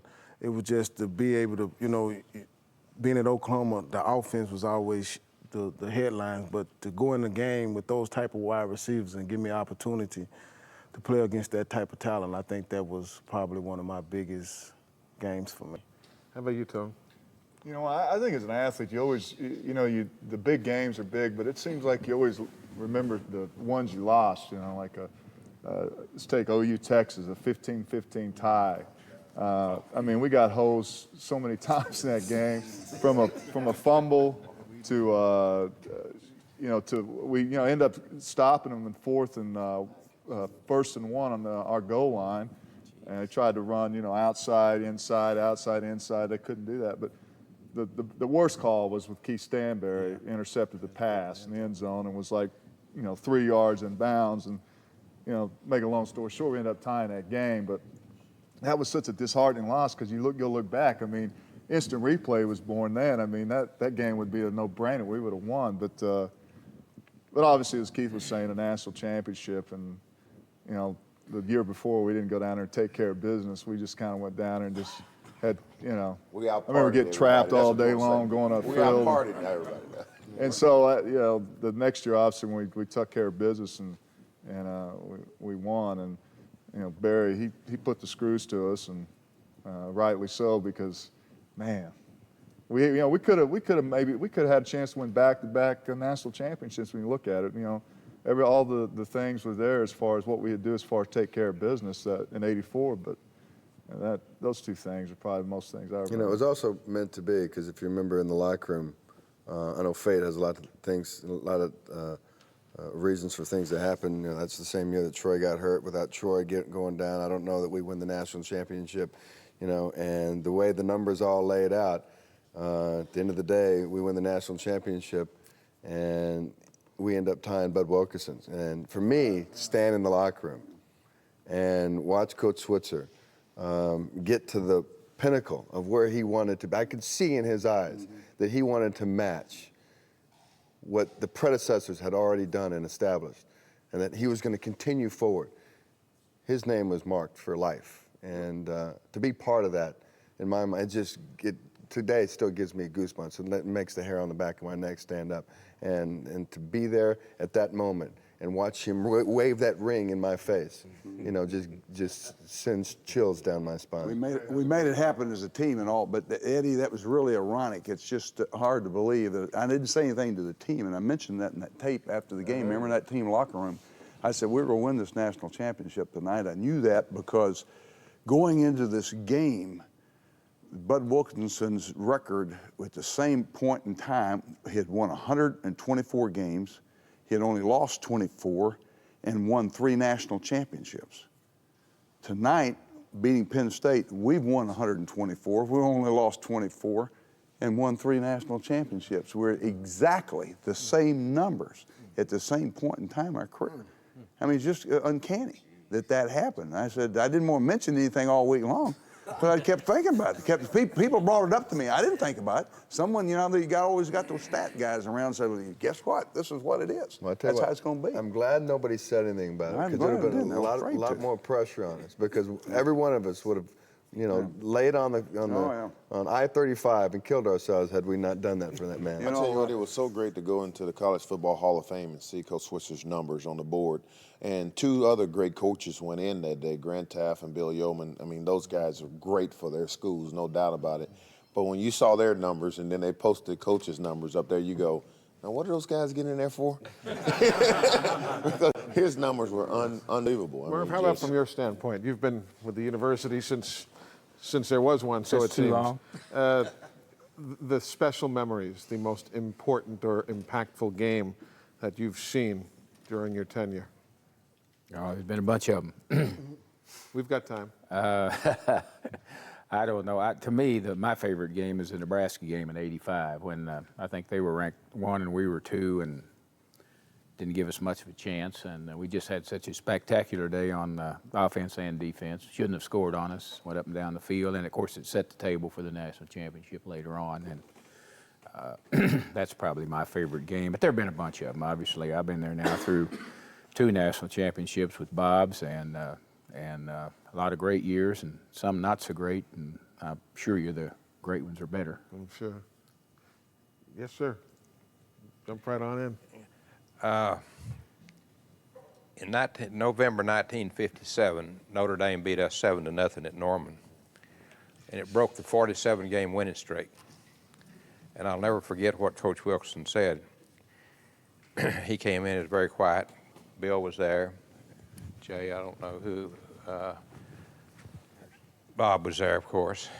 And he said, I'm going to tell you guys something. I'm proud of you. He said, you have done something no major college football team will ever do again. You won 47 straight games. And he said, just remember this, the only ones that never lose are the ones that never play. And I always thought about that, because if you're going to compete in life and everything else, you're going to lose. But, and he did put the word major college team in there, because that Mount Union broke the record as a small school. But he knew what he was saying when he said major college. He always did. Yeah, he always did know what he was saying. But I remember now, I'll say this, the next week at practice, he wasn't quite as, the same attitude. And I will say one more thing about Coach Wilkinson. If he could see the highlight films on Joe Washington, he would let him wear the gold shoes. Silver, I'm a silver. Any color he wanted. You know what, I would just think about the shoes, and I think about Jack Bear, because we all talk about, the first, when you first get there and you get your uniform, you go to Jack Bear, and he asks you what size shoe you wear, you say 10.5, and he gives you 9. Curl up your toes. Yeah, I mean, and you get out of there. And I think the one time I really got Jack was the Colorado game, my freshman year. And I told Steve this story. This is the truth. This is when I first decided to wear silver shoes in a game. So I'm in the stall, and I brought my spray can of paint, silver paint, and I'm in there spraying my shoes, getting high as a kite. So I'm glad I didn't play. They go like, I don't know what would have happened, but I'm in here spraying, and Jack would walk by, and he's smelling it, and he's saying he just couldn't understand, where that smell was coming from. So I painted him that day, and put the shoestrings in. Didn't play much that day. We lost that game. So we came back, and this is really the first time. Coach only told me twice in my whole career about me wearing those shoes. And this was the first time we played Kansas State, and we played. I got a chance. This was the day, I missed the bus with Greg. We had a pretty good game that day. So we were looking at film the next Sunday, and he's sitting there rolling thing back and forth, and he just said, "Little Joe." I said, "Yeah, Coach." He said, "What are those things on your feet?" I said, "Those are my silver shoes." He said, "Okay," and just kept running film. Didn't say another thing about it. So my junior year, we're playing Colorado. He calls me over and says, "Little Joe." I said, "Yeah, Coach." He said, "You keep my ass in trouble all the time, those shoes." I said, "What do you mean, Coach?" And he said, "I think Mallory, was talking about how we were undisciplined and Coach didn't run a tight ship or whatever else. And just to show you, he has his kid running around in these silver shoes." And this is what his coach is telling me. I said, "Well, Coach, what do you want me to do?" He said, "Put a couple of $100 on them." Hey, this is true. I had, 200 with one carry in the second half. Right. So like I say, those are the only 2 times Coach ever told me anything really about those shoes. First time in history a guy had to paint his shoes at halftime again. That was the halftime I walked into. This, y'all probably heard this story, some of you. You know, recruiting is the key. You know, acquiring a talent is the key. And I've always thinking about the difference, make an edge in someone. The true story, I went behind a kid's house one night because I wanted to know what the daddy drank, because I knew the damn daddy's gonna offer me a beer. So when he offered me the beer, I said, only if it's a Pearl.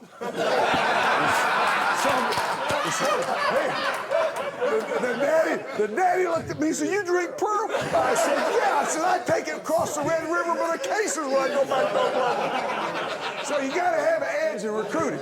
No, I'm serious. I did that. I wanted to know what kind of beer he drank because he's going to ask me when I went in that house. But I go into the locker room. Joe's putting half 100 on him. I mean, about 100, but he's probably putting nearly 200 yards rushing Colorado up at Boulder that day. So I'm going in, ain't nothing to talk to the team about, and there's got a payphone. Eddie, the locker room had a payphone on the wall. Well, yeah, you didn't think we were going to let you off for nothing. Yeah, we had a payphone over there. But yeah, I think I ain't got nothing to do. Hey, Bobby Bell, give me a quarter, a dime, or whatever it took in back in. I dropped it in there, and I called CJ's Conoco service station, Hooks, Texas, on I-30 coming out of Texarkana. And the guy, CJ, answers the phone. CJ, is Billy there? Yeah, he's outside pumping gas right now. I said, let me talk to him. He comes inside and said, hey, Billy, it's Coach. He said, Coach, you're supposed to be at the game. I said, hell, I am at the game. It's halftime. Aren't you listening to it? He said, yeah, I'm listening to it on the radio right now. So I'm out there pumping gas. I said, I want you to call you, let you know. He says, hey, he says, I want you playing for me next year. I want you to be the guy carrying the ball like little Joe doing the thing. We talked for 20 minutes, half. The official comes back, taps me on the shoulder, and he says, Coach, time to get your team back out and team. You got 5 minutes. I said, hear that, Billy? He said, I got to finish his ass kicking. I'll call you back later. I said,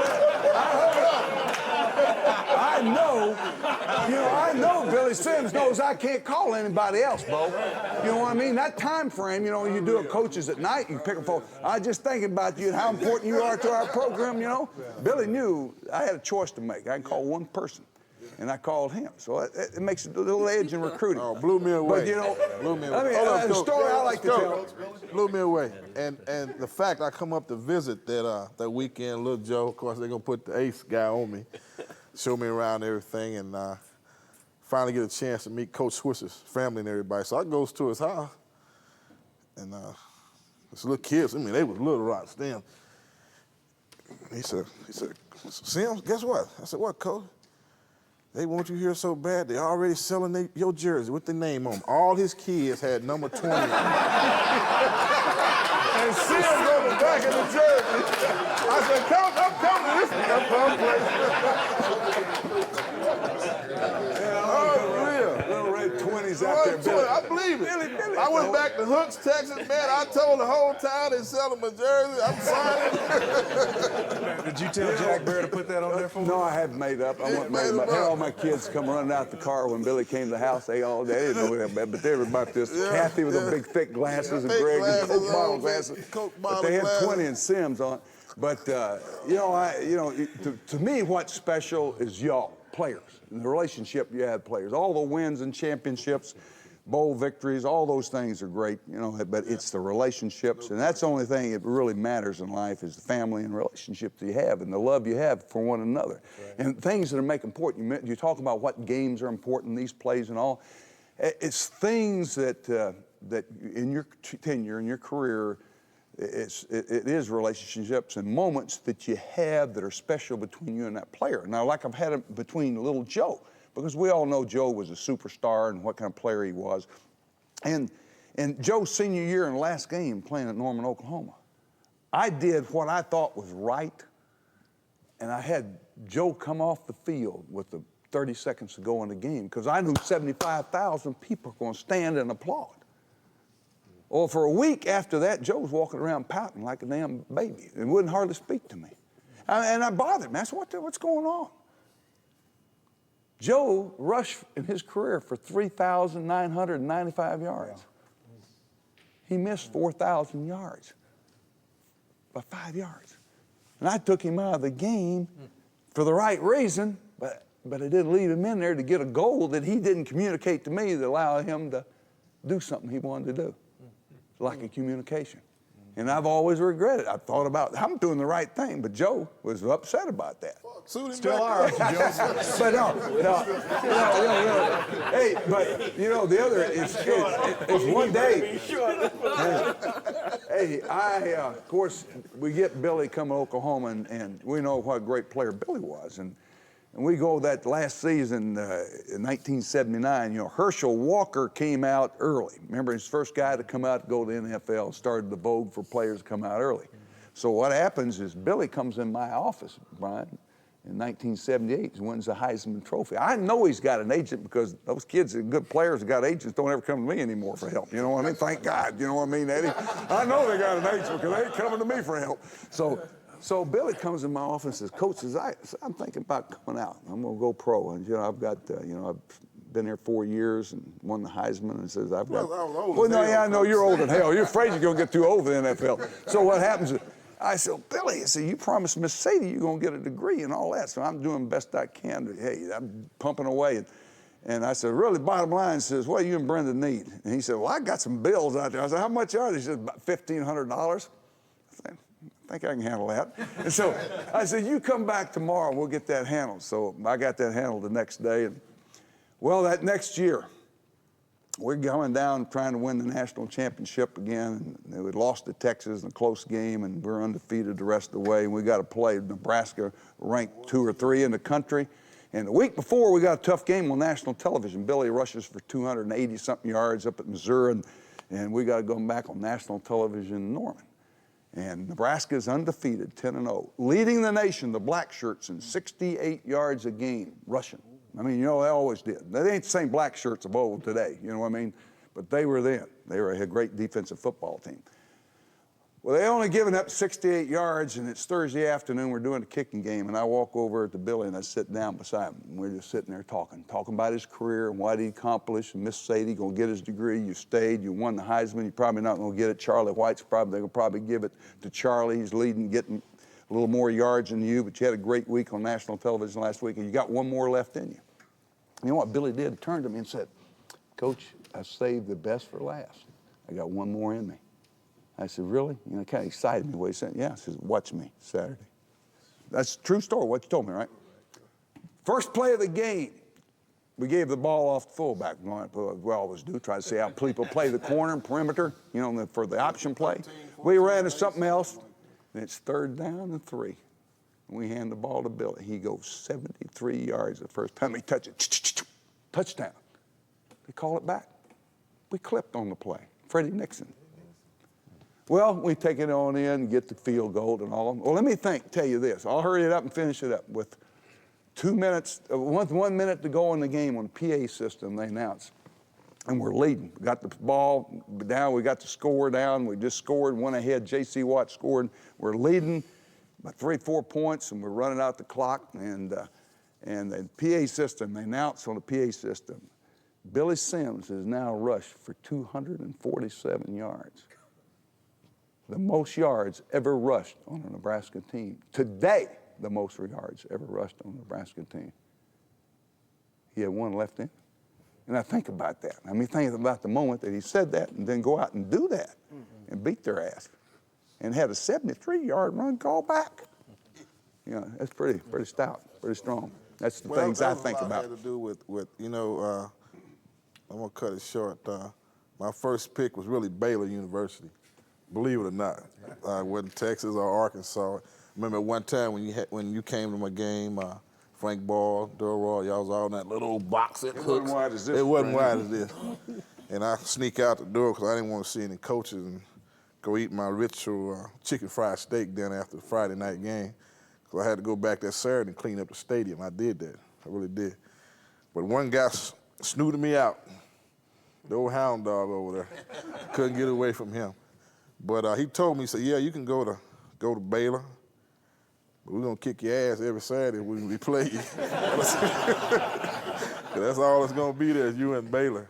And I saw the whole picture then. When you're surrounded by great players and great athletes, it really makes your job a lot easier. I learned that when I went to Detroit, by the way. But I appreciate Coach, not just for giving me the opportunity to come here, but at one time I almost left OU. He probably don't, Coach know that. I was thinking about Most quitting. of you do. Casillas, I had to go get him too. How many of you didn't have to go get? And I wasn't going nowhere, Coach. We won't go into that. But I was. And you know, as a youngster, you know, you high recruit and everything, you stay hurt, and you can tell a lot of the coaches don't want to talk to you and won't want to be around you, you know, but Coach Switzer stayed in my corner and believed in me, and the rest is history, and I love you for that, Coach. I love you too. Really do. I love all of you. Yeah, I know that. Thing about it, you know, you come in And it's not about, because all the schools I visit, only one ever talk about family, and that was. And that's what we talked about. Spencer was talking about, you know, when he was talking about John Blake, is that, you know, when you go away, and especially, you know, you come in a room like this with all the great players that have been a part of this program, you know, it's kind of hard to get that fraternity and kind of the niche, and as you go on in your, you know, life after football and everything, you know, and you're able to come back, and, you know, it's like you sit there and tell stories, and, you know, only, you know, players that can relate to, and you know, even in pro football, I mean, you don't have the family that you do in college, especially the University of Oklahoma, and it's guys like Coach Switzer and, you know, Steve Davis, Merv Johnson. You know, Merv recruited me, and I mean, he was, you know, I saw him more than I saw my teachers at school. You know, he was there all the time. He's a great guy, but that's the thing about it. All this room is you come in here and it's just like you know, you go back to when this goes back in time. You start talking about the stories, and the University of Oklahoma is just the place that I'm glad that Pete, the players, can do that, and be in a room where that's all you talk about is the times that you remember, when the battles, because, you know, it's hard to replace that in real life as far as what you accomplish on the field. I like to share the experiences. You know, there was times when we'd be in our dorm room, and, you know, I grew up in North Tulsa, man. We were broke as the Ten Commandments. We didn't have anything coming up. But if somebody came by a dorm room or something, you know, we had those couches that kind of sit low. And every once in a while, my roommate at the time was Roy Owens, who's from Booker T. Washington, Tulsa. And we were hungry. We didn't have any money, you know. So Roy, he was upset at something. He was looking for something. He pulled up the top of the cushion on the couch. Saw a lot of money in there. So he said, well, I wonder how that's happening. So Roy said, well, when you sit down, if you sit down at the right angle, all the money, if you got coins in your pocket, it just falls out. He said, well, we're going to have everybody sit in this. When they come up here, and at the end of the month, we're going to find us some pizza and Krusties. We're going to go something to eat. Sit on that couch. Sit on that couch right over there. I'll tell you the greatest moment, and I think the only moment I ever wanted to cry on a football field. And all of you played together with a group of players for so long. The year we graduated, it was about 15 seniors that graduated the year I came out. I remember about 14 of them went in the draft, and 4 of them was second teamers. We were pretty talented back in those days. But that walk as seniors holding hands that last time on the field for that last home day game is just something that really stays in my mind as being special. It wasn't the victories, it wasn't even the defeats. And, you know, I go back to the Kansas game we lost up there when Danny Bradley got hurt, but it wasn't that. But that really, walking out there, I had to kind of fight back those tears going, this is going to be my last time playing with Ricky Dixon and Bosworth and Troy Johnson and Darrell Reed and all those guys just in the line. And I knew that was something special about it. But as I reflect now, sitting here with all these guys, I know that everybody in that room been through that. Everybody in this room has been through that. That last walk, this will be the last time that I hold hand with some of these guys. I'm fortunate enough to play with some guys maybe in the NFL, but this will be the last time. It won't be anything this special ever again. You know, and it's better than high school. You know, it really is. Fortunately, those kind of memories can live on through gatherings such as this. We're going to wrap things up. This has been a very quick 4.5 hours, but we appreciate everybody being here today and letting me kind of eavesdrop and learn about your proud program, and all the best. And I know the fans at OU are going to enjoy this for years to come. Thank you, gentlemen. Hey, before we leave, I think we should all come together in the middle of this floor. Do one boomer, one sooner. All right? We're a family. We came in as a family. We're going to leave as a family. All right, boys, come on, lay us up there. Here we go. All right, take the mics off. Take those mics off. Hell, we electrocute ourselves here. That's the hell of a way to end the day, wouldn't it be? All right, here we go, gang. Here we go, team. Boomer Sooner! And on that Boomer Sooner, it's history. I'm Larry Black, executive producer of the Legends of Oklahoma Football. What an incredible treat it was to be in that room with 6 decades of Oklahoma football legends. I hope you've enjoyed it and will treasure it for years to come. If you have any questions or want to contact me, check out our website at www.sportsreunion.com or call our office in Nashville at 615-673-2846. Thanks for watching and God bless you.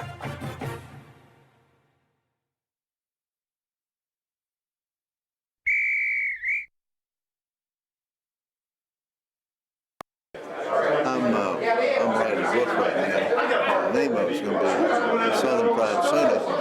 It's what? Southern Pride Sooner.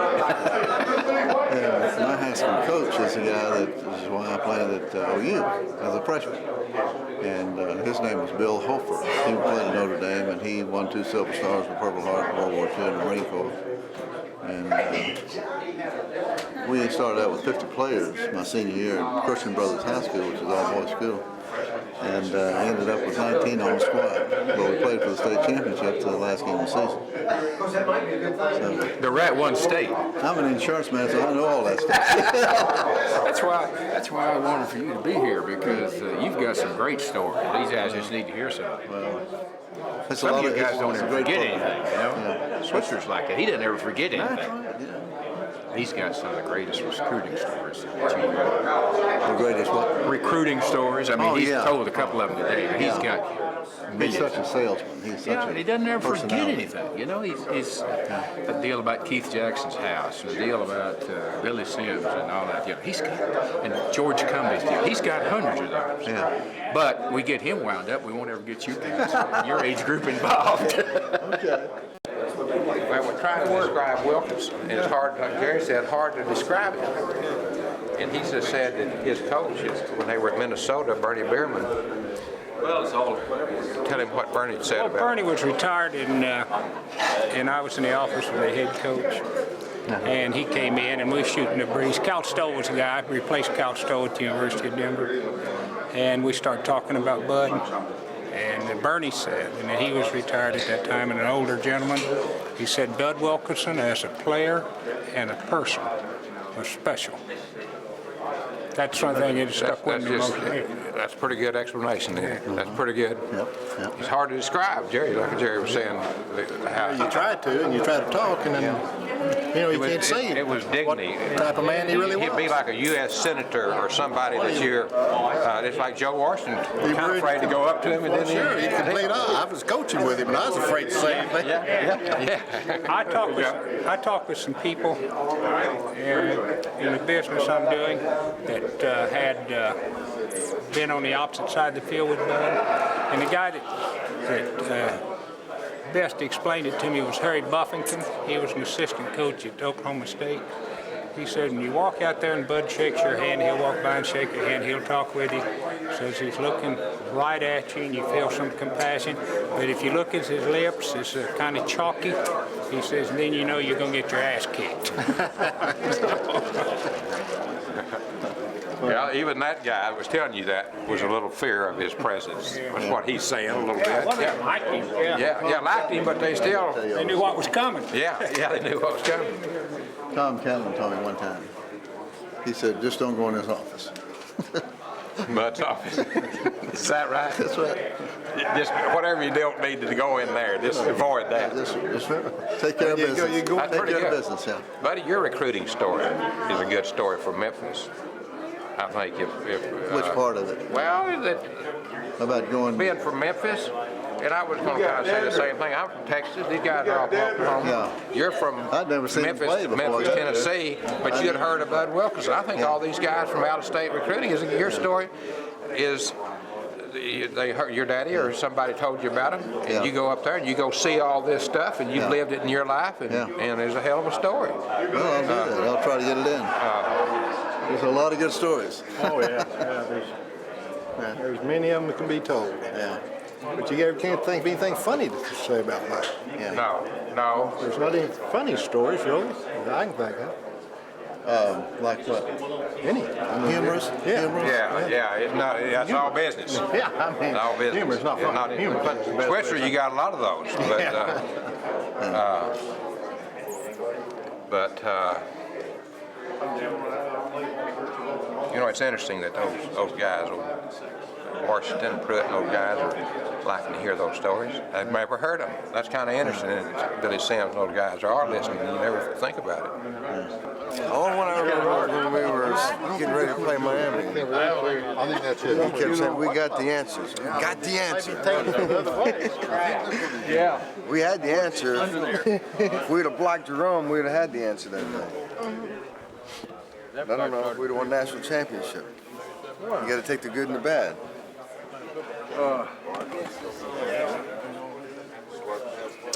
Ricky Dixon, Wilmer Hutchins High School. You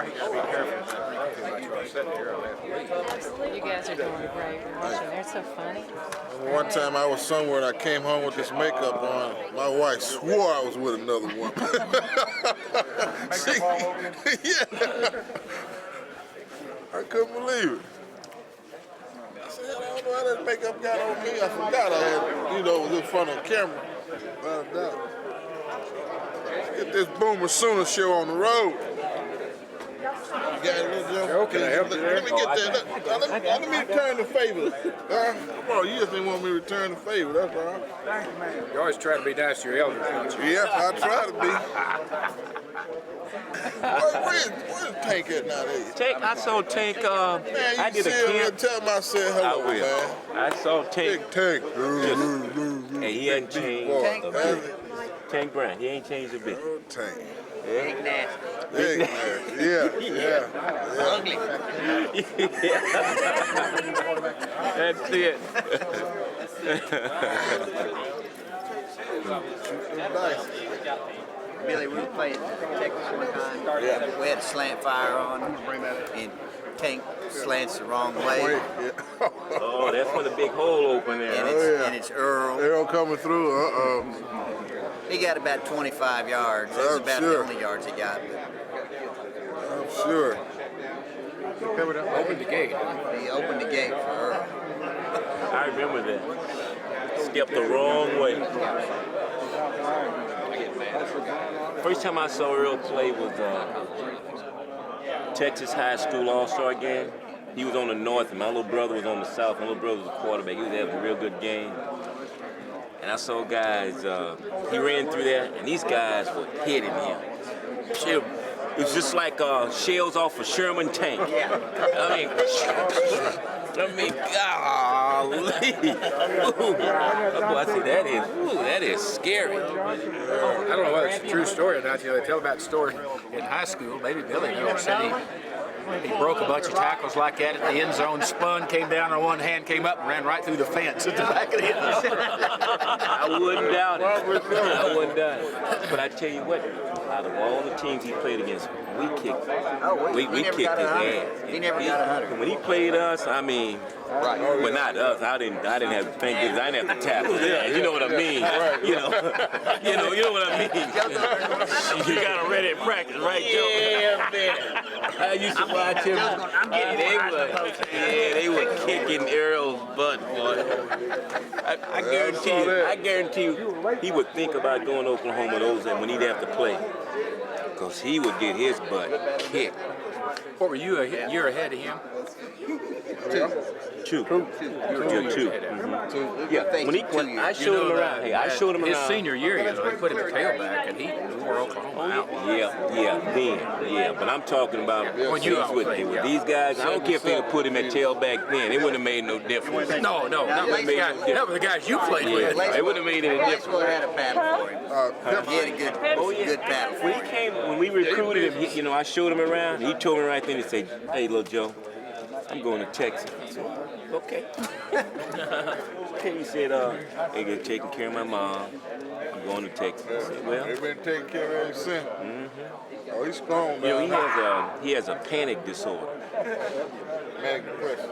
No, panic to the point to where somebody's going to tackle him. Yeah, he's scared. No, this is true. He does. He takes medication? Yeah, he got it from Oklahoma, I guarantee. It's like I can see that play. Oh, me too. Because I was in the north end zone, so I saw him break, and you could hear the groundswell of everybody recognizing it's about to happen. Because it's like, oh, and then all of a sudden, man, that ball, Bobby hit him right in stride. I played that tape a million times. Oh, that was one of the all-time ones. She would go like 4 or 5. What a drive that was, too. And when those oranges came on the field, Steve, I said, I want some of this. I want some of this. There was lots of Oh, man.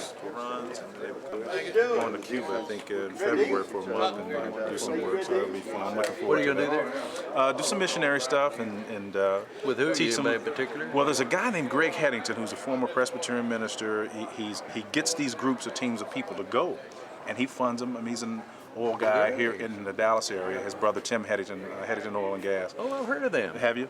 Well, his brother Greg used to be our chaplain, if you will, when I was with the Houston Oilers. Oh, okay. And we kept the relationship strong. He kept it going even in the retirement years. I've known him for 15 years now.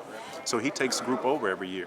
Well, that's great. Yeah, so You'll we're going. enjoy that. I'm looking East forward West to it. Ministries does, and my wife was over there teaching with Park Cities Baptist and did some missionary work over. She does all the pastors' wives conference for Focus on the Family. Oh, is that In fact, right? we're going Oh, to that's one of Canada my Monday. We're favorite going out ministries. there Monday.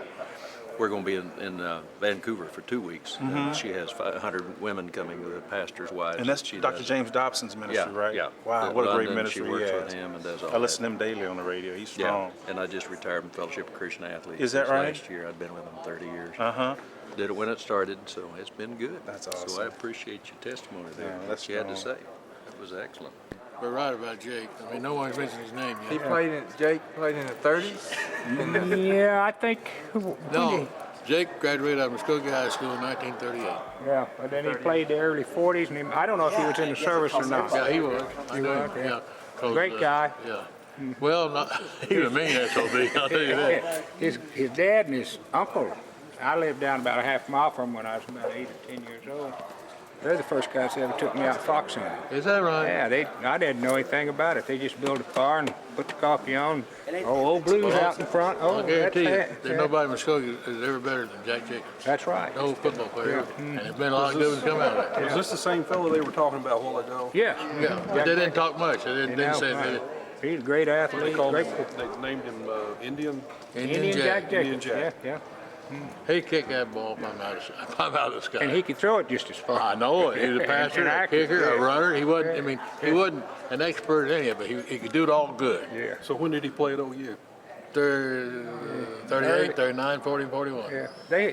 Was he with them when Pop Ivy was there and that group? No, I don't know. See, Jake, Pop is about that age. I know it, but they went to a bowl game that year. yeah, but Jake wasn't with them.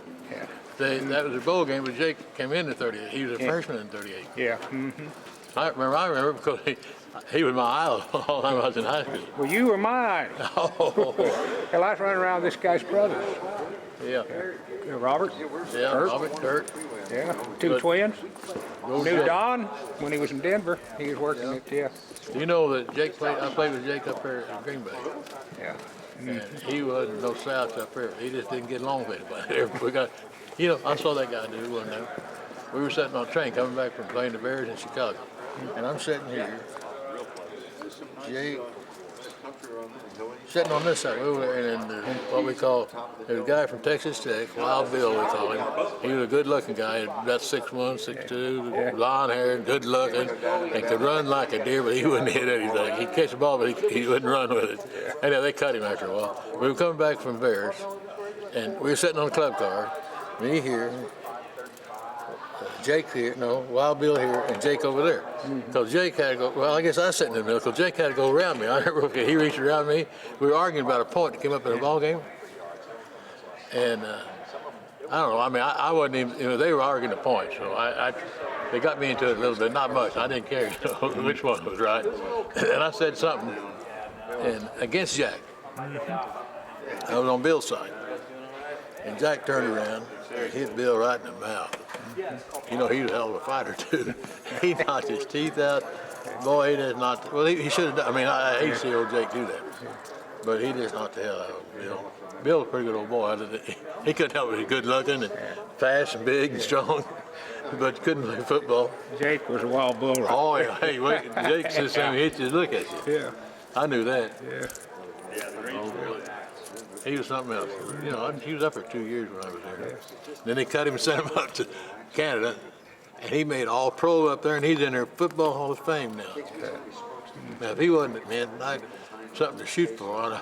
I'm talking about at OU, you know, to look up to. I mean, yeah, he was mean. He's a great guy.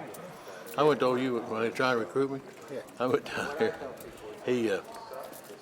They had a big party over at the KA house or something like that. I don't remember what the name of the house was. Okay. And that whole house got drunk. That's one reason I didn't go to OU at that time. And that was my senior year, see. And Jake got drunk, and all of them got drunk.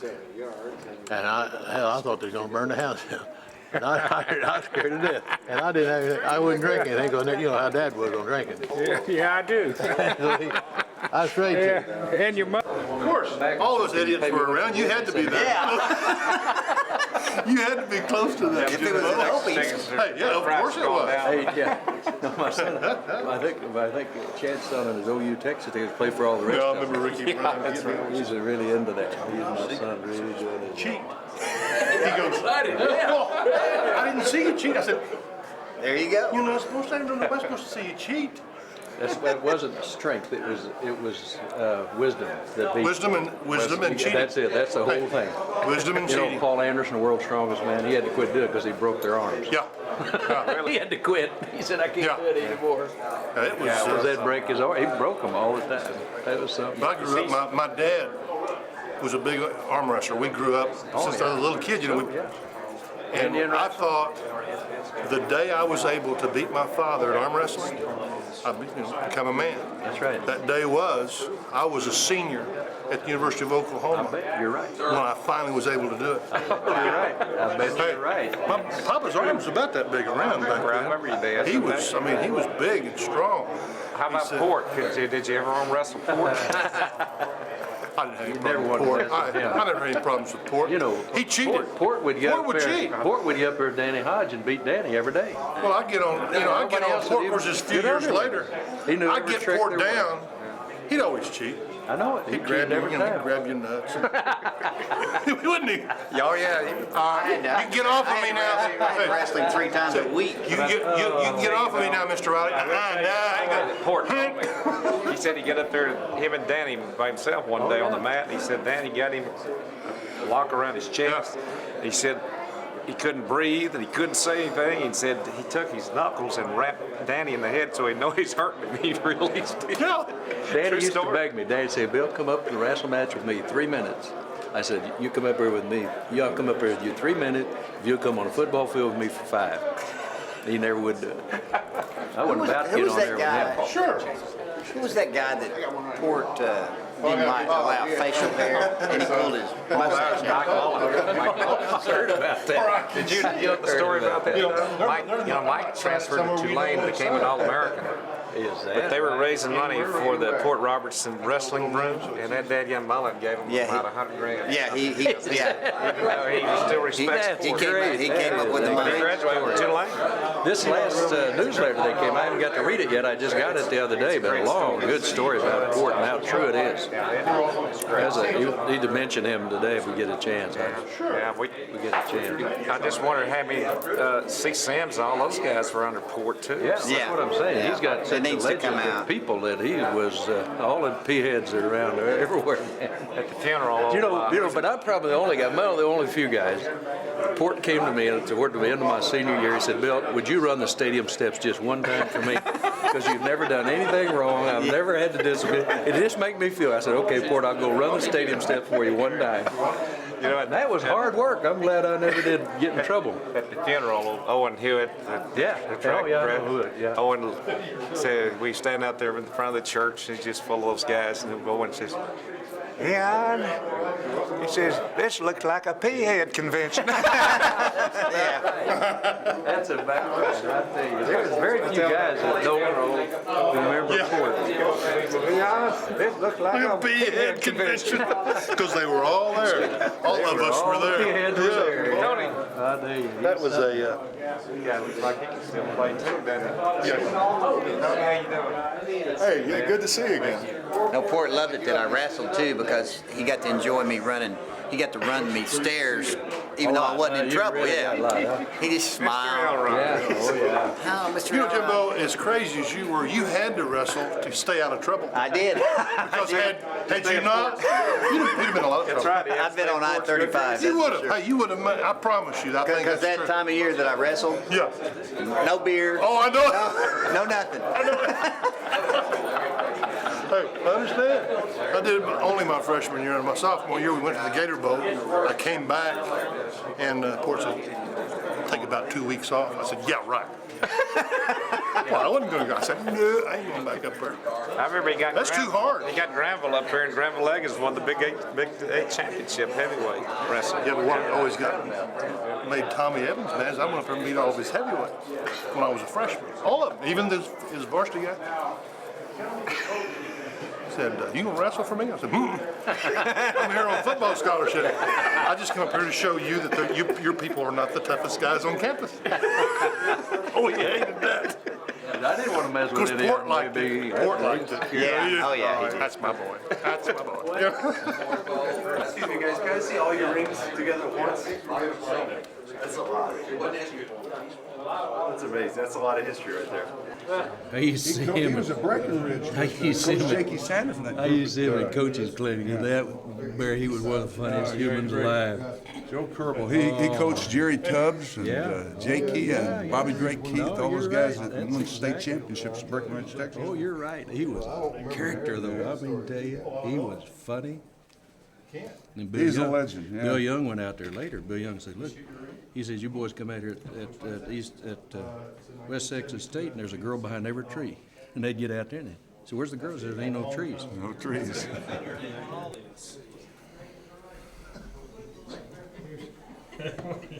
So now we tell you got what, guys we're really going the good. other We're, way. yeah, this is okay.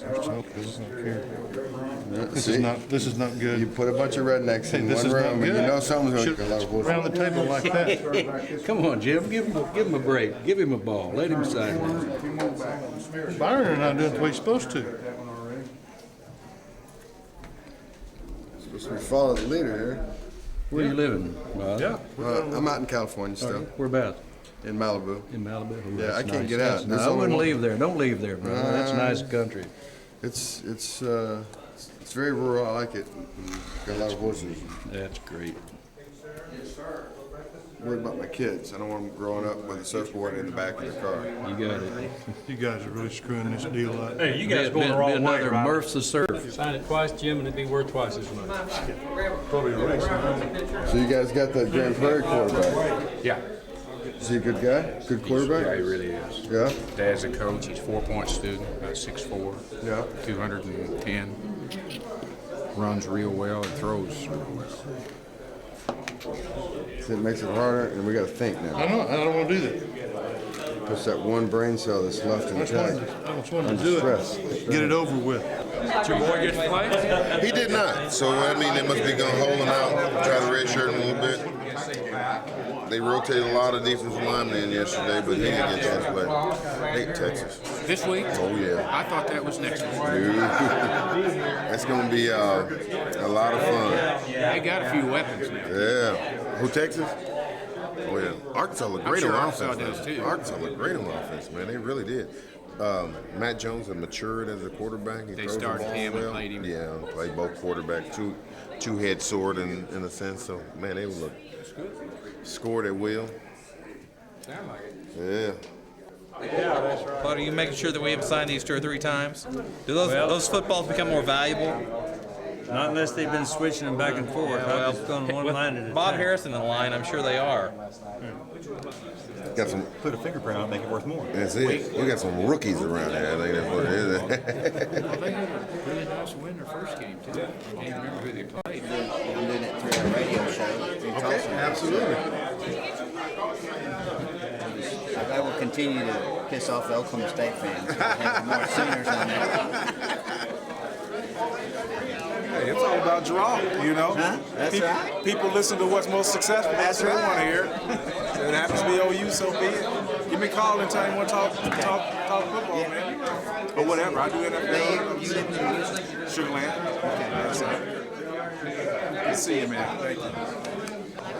It's very cleansing to be able to get that out there. And you're sitting there with all those guys, and I thought, man, he's been carrying that forever.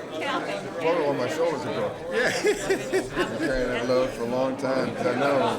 And you got an opportunity to say it to them, and them also to respond to them. And it's not like a written apology somewhere. I mean, you got the instant feedback. Yeah. And then when Riley said what he said, it's like, whoa, baby. Yeah. So I just that means that the family, that plays together, they cry together, and they love each other for it. And I just, I was feeling it from the behind. I had the guys touching me, Coach Switzer next to me, and I saw Keith reach up and touch you on the shoulder. Yeah, I mean that means a lot because they reach out and they all feel the pain. They all know it's there, and they all know it's real. Yeah. And I think they all kind of realized it was something that's why I didn't say anything that first segment. It's like you're sitting there and it's like grieving. And I'm going. I don't feel like I'm worthy of being with these guys because this. What a great release, though. I know. Blessings on you. Yeah, Thanks for being here, much. man. I appreciate it. And thank you for opening up because I think if you hadn't opened up the segment with the prayer, and letting God in, I probably wouldn't have come out. He does that for us. Blessings on you. If there's anything I can ever do, let me know. Thank you very much. Okay, guys. Thanks for being here, though. Thank you. All right. You play ball in Texas? Yeah, we're outside Dallas. Outside Dallas. Thank you. Pleasure. Thank you. Y'all do that professionally. No, I think it's fun. It was fun. I enjoyed that. I want everybody to be a part of it, to interact. Let's go back to Birmingham. I want a steak and a bottle of wine.